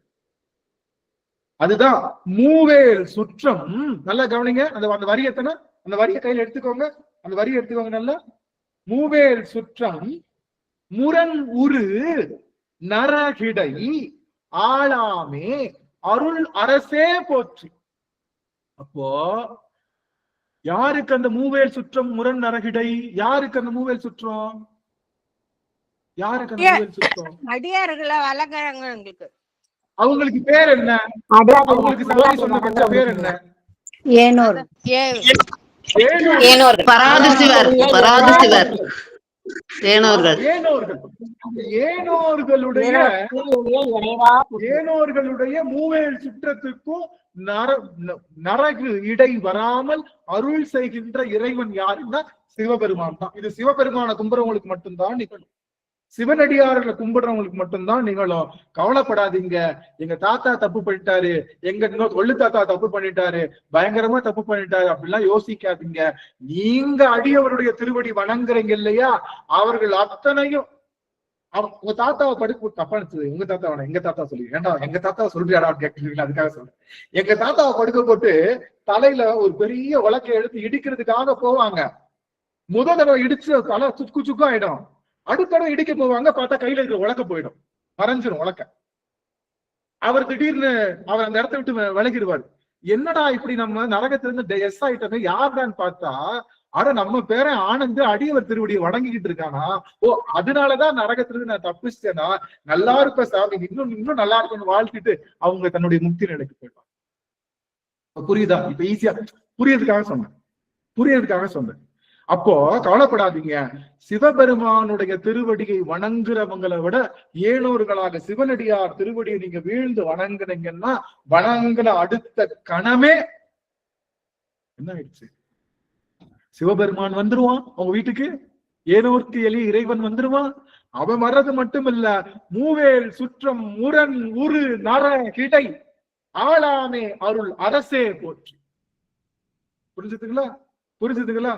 சிவனடியார்களுடைய திருவடியை போற்றுவோம், நம்மளுடைய தலைமுறையை காப்போம், சிவபெருமானுடைய திருவடி தரிசனத்தை பெறுவோம், வானோர்க்கு எளிய மருந்தாகிய சிவபெருமானை அமுதமாக உணர்வோம். இது அத்தனைக்கும் காரணம் சிவனடியார்களும் சிவபெருமானும் சொல்லி உங்க எல்லார் மனசுலையும் ரொம்ப தெளிவா அழுத்தமா பதிய வச்சுட்டேன். இதுக்கும் மேல ஒண்ணும் இல்லை என்று சொல்லி இந்த சபையை அடியே நிறைவு செய்கின்ற. யாரும் போயிட வேணாம், 2 நிமிஷம் கழிச்சு போயிடலாம், 2 நிமிஷத்தை முடிச்சிருவோம். நமச்சிவாய். அம்மா நிறைவு செஞ்சிடலாம். சிவாய நம. திருச்சிற்றம்பலம். வான்முகில் வழாது பெய்க மடிவலம் சுரக்க மன்னன் போன்முறை அரசு செய்க குறைவிலாது உயிர்கள் வாழ்க நான்மறிய அறங்கள் ஓங்க நல்தவம் வேண்டி மல்க மேன்மைக்குள் சைவ நீதி விளங்குக உலகம் எல்லாம் மேன்மைக்குள் சைவ நீதி விளங்குக உலகமெல்லாம். திருச்சிற்றம்பலம். அனைத்தடியார் திருவடி தாமரை மனமொழிமைகளால் வணங்குகிறேன். சிவாய நம. திருச்சிற்றம்பலம். ரொம்ப மகிழ்ச்சி. அடியார்கள்லாம் திரளா கூடியிருந்தாங்க. இன்னைக்கு 66 பேர் கடைசி வரைக்கும் இருந்தாங்க. ஆச்சரியமான விஷயம், ரொம்ப மகிழ்ச்சியான விஷயம். நல்ல செய்திகள் எல்லாருக்கும் போயிருக்கு. அடியார்களுடைய தருணம் இது. சொன்னது எனக்கு ஓகே பிடிச்சிருக்கு, இல்ல நீ சொன்னதெல்லாம் தப்பு, டுபாக்கூடா நீ சொன்னதெல்லாம் தப்பு, எப்ப பார்த்தாலும் இப்படியே தப்பா சொல்ற அப்படின்னு சண்டை போடலாம். நான் சொன்னதுக்கு உடன்படலாம். இல்ல எனக்கு இப்படி ஒரு டவுட் இருக்கு, எங்க தாத்தா இப்படி தப்பு பண்ணிட்டாரு, அவர் இப்ப நரகத்துல இருக்காரா இல்லையா அப்படின்னு கேள்வி, ஏதோ ஒரு கேள்வி, இந்த மாதிரி கேள்வியும் கேட்கலாம். உங்களுக்கு 3 வாய்ப்பு. சுருங்க சொல்லும், அதிகமா சொன்னீங்கன்னா நிறுத்திடுவேன், உங்களை மன்னிக்கணும், உங்களை நிறுத்திடுவேன். அதனால உங்களுக்கு வாய்ப்பு. யாராவது கரம் உயர்த்தலாம். கரம் உயர்த்தவங்களுக்கு வாய்ப்பு அளிக்கப்படும். பழனியப்பன் ஐயா, பழனியப்பன் மாணிக்கம் ஐயா, ஐயா பேசுங்க. இப்ப கடந்த ஒரு 5-6 மாதமா நான் அனுபவிச்சுட்டு வர்ற இந்த உடல் நல குறைபாட்டுக்கு எனக்கு நல்ல நீங்க சொன்ன பதில் ரொம்ப ஆறுதலா இருக்கு. ரொம்ப நன்றி. மனைவி அந்த அல்லியம்மா சொல்லி நாங்க அந்த லிங்க்கு வந்துடும். அவங்களுக்கு நன்றி, உங்களுக்கு நன்றி. சிவசிவ ஐயா திருவடி வணங்குகின்றேன் சுவாமி. நல்லா இருக்கணும் சுவாமி. ரொம்ப கல்யாணி அம்மான்னு சொல்லிட்டு இன்னைக்கு வந்தாங்க, உங்க வகுப்பை கேட்க சொன்னாங்க. அவரு உடல்நல நிறைய பாதிக்கப்பட்டிருக்காருங்க ஐயா. அவருக்காக ஒரு பிரார்த்தனையும் பண்ணிருங்க ஐயா. ஐயாவுக்காக பழனியப்பன் ஐயாவுக்காக ஒரே ஒரு பாடல், மந்திரமாவது நீர் மட்டும் நாங்க எல்லாரும் சேர்ந்து அடியவர்கள் எல்லாம் கையில திருநீர் எடுத்துக்கலாம். எல்லாரும் கையில திருநீர் எடுத்துக்கோங்க. ஐயாவுக்காக நாங்க செய்கின்ற பெரிய பூசனை பிரார்த்தனை. ஐயா உங்களுக்கு உடல்நிலை மிக விரைவில் சரியாயிடும், ரொம்ப சிறப்பாயிடுவீங்க. சீக்கிரமே இதே அடியவர் பெருக்க நான் நல்லா ஆயிட்டேன் அப்படின்னு நீங்க வரும். ஐயாவுக்காக பேசுங்க. திருச்சிற்றம்பலம். மந்திரமாவது வானவர் மேலது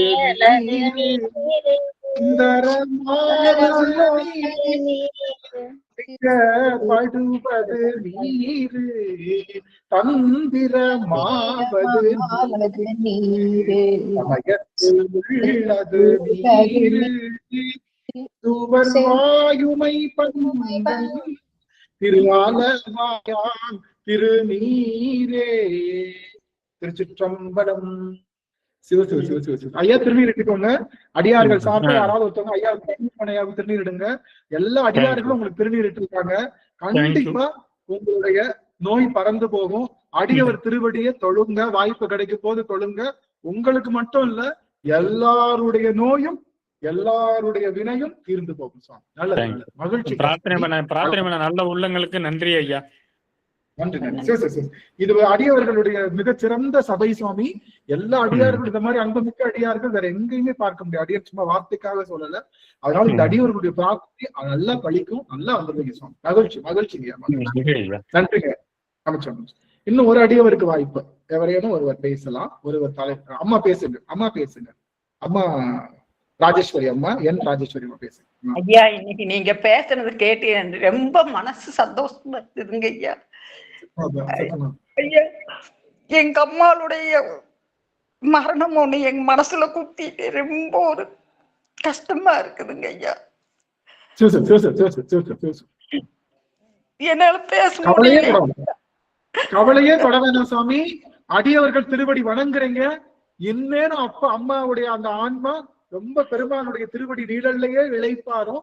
கவலையே படாதீங்க. ரொம்ப சிறப்பா இருப்பாங்க அம்மா. மகிழ்ச்சி. ரொம்ப வருத்தமே படாது. நல்லா இருப்பாங்க சுவாமி. நல்லா இருப்பாங்க. நல்லது. உண்மையா உணர்ந்து செய்யுங்க. இது அத்தனையும் சத்தியம். அத்தனையும் மணிவாசகர் சொன்ன ஒவ்வொரு வார்த்தையும் சத்தியம். அது அடியன் உணர்ந்து சொல்றேன். அடியார்களும் உணர்ந்து கேட்கறீங்க. அதனால இந்த கணமே நல்லதுதான் கிடைக்கும் சுவாமி. நல்லதுதான் நடக்கும். கவலையே படாதீங்கம்மா. இன்னும் ஒரு அடியவருக்கு வாய்ப்பு. அதோட நம்ம நிறைவு செய்யறோம். ஒரு அடியவருக்கு வாய்ப்பு. மியூட் பண்ணிக்கலாம் சுவாமி. இன்னும் ஒரு அடியவருக்கு வாய்ப்பு. எவரேனும் சொல்லுங்க சாமி. புதிய அடியார்கள் பேசலாம். ஐயா சாந்திமதி பேசுறேன்றாங்க. சாந்திமதி அம்மா பேசுங்க. அம்மா பேசுங்க. ஐயா, இன்னைக்கு ரொம்ப ரொம்ப சிரிக்க வச்சுட்டீங்க ஐயா. நல்லா ரொம்ப இட்லி அதுவும் அழுகி போன இட்லின்னு சொல்ல இன்னும் சிரிப்பு கண்ட்ரோலே பண்ண முடியலங்க. பழம் தான் அழுகி போகும், இட்லி போய் அழுகி போகுமா? இப்படி சொல்ல எப்படி அந்த ஆனா நீங்க எப்படிங்க சாமி எப்படி பேசுறீங்க? கடவுள் அருள் கண்டிப்பா இருக்குங்க சாமி. கொஞ்சம் புரியணும் இல்லையா? நம்மளுக்கு புரியணும். அதே நாங்க இப்ப அந்த சித்தாந்த சுடர் படிக்கிறோம் சாமி. அதுல அந்த பிரார்த்த வினை ஆகாமியம் சஞ்சிதம் வருது. அதுக்குதான் ஈஸியான பதிலா இப்படி சொல்லிருக்கீங்களா? எனக்கு இன்னும் சிரிப்பு தாங்க முடியல. இவ்வளவு கிளியரா எடுத்து சொல்றாரு. நன்றி நன்றி நன்றிங்க சுவாமி. நன்றி நன்றி நன்றி. முருகேசன் ஐயா அவங்களோட நிறைவு சார். இனிமே யாருக்குமே வாய்ப்பு இல்ல. முருகேசன் ஐயாவோட வாய்ப்பு. முருகேசன் ஐயா சுவாமி பேசுங்க. ஐயா திருவடி வணக்கம் ஐயா. ஐயா நீங்க சொன்னீங்க இப்போ 478 போயிருக்கு, 500 தாண்டிடுவோமான்னு கேட்டீங்க. ஐயா ஒரு குறியே போற்றி அப்படிங்கிறதுக்கே கிட்டத்தட்ட 6ல இருந்து 7 அமர்வு நம்ம சிந்திச்சோம். அப்படிங்கிறப்போ திருவாசகம் முடிகிறது நீங்க 500 சொல்றீங்க. 500 எல்லாம் கம்மிங்கய்யா. 1000 தாண்டி நம்ம அமர்வு போகுங்கய்யா. அதுல எனக்கு சந்தேகமே இல்லை. 1000 தாண்டி போகும். அதுவும் போக என் உடல் ரீதியா நான் அனுபவப்பட்டது எப்படின்னா, ரீசெண்டா பாத்தீங்க அப்படின்னா எனக்கு விட்டமின் டெபிஷியன்சினால சூப்பரா உடம்பு சரியில்லாம போச்சு. 10 நிமிஷம் நடந்தாலும் என்ன ஆகும் அப்படின்னா எனக்கு கால் வலி வந்துடும். அதுலேயும் கோபிரியா அக்காவும் சோதி அக்காவும் சொன்னதுல திருவாசக கிளாஸுக்கு வா நீ வா அப்படின்னு சொன்ன உடனே முழுசா உள்ள இறங்கினேயா. இப்போ அதுல இருந்து ஒரு 50% நடக்கிறேங்கய்யா. உடல் ரீதியா நான் நிறைய அனுபவத்தை பட்டிருக்கேன் இது மூலமா. இது எல்லாத்துக்கும் காரணம் நம்ம இந்த திருவாசக இதுல இருக்கக்கூடிய அனைத்து அடியார் பெருமக்கள் தான். அனைத்து அடியார் பெருமக்களை திருவடியிலும் அவங்களை திருவடி தலைமையில் வைத்து வணங்குகிறேன் சுவாமி.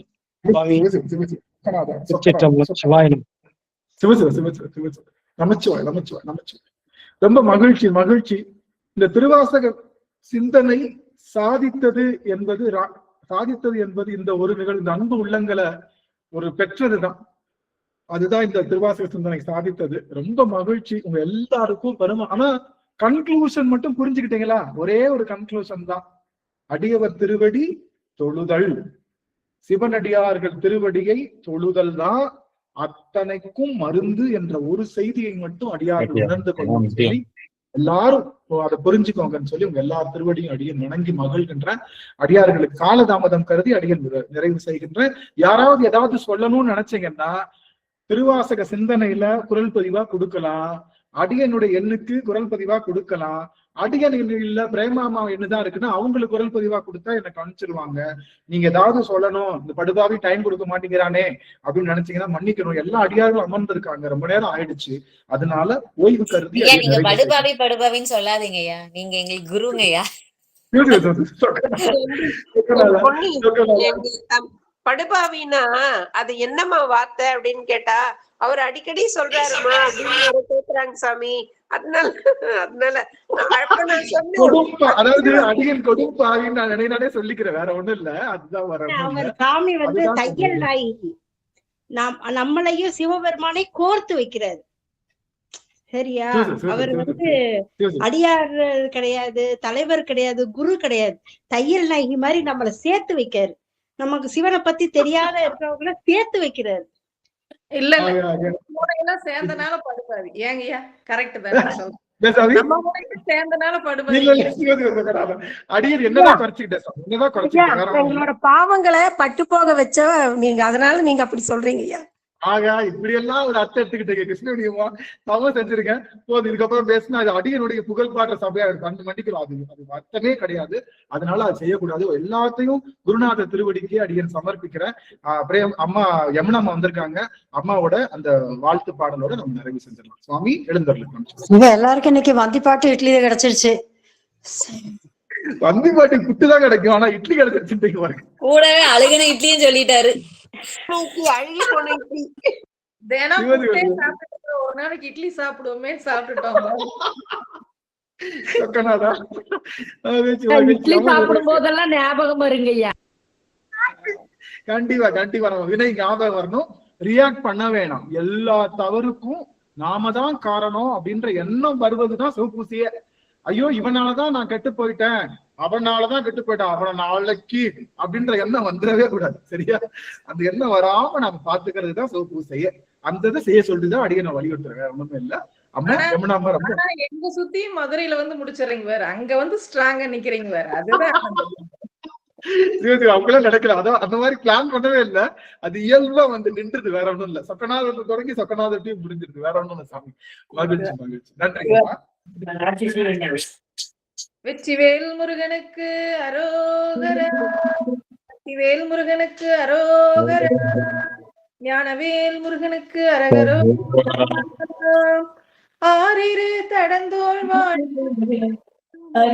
வாழ்க வேற்பை கூறுசை தனிவேல் வாழ்க, குக்குடம் வாழ்க செவ்வேல் ஏரிய மங்கை வாழ்க, யானை தன்னங்கு வாழ்க, மாறிலா வள்ளி வாழ்க, வாழ்க சீரடியாரெல்லாம் மாறிலா வள்ளி வாழ்க, வாழ்க சீரடியாரெல்லாம்.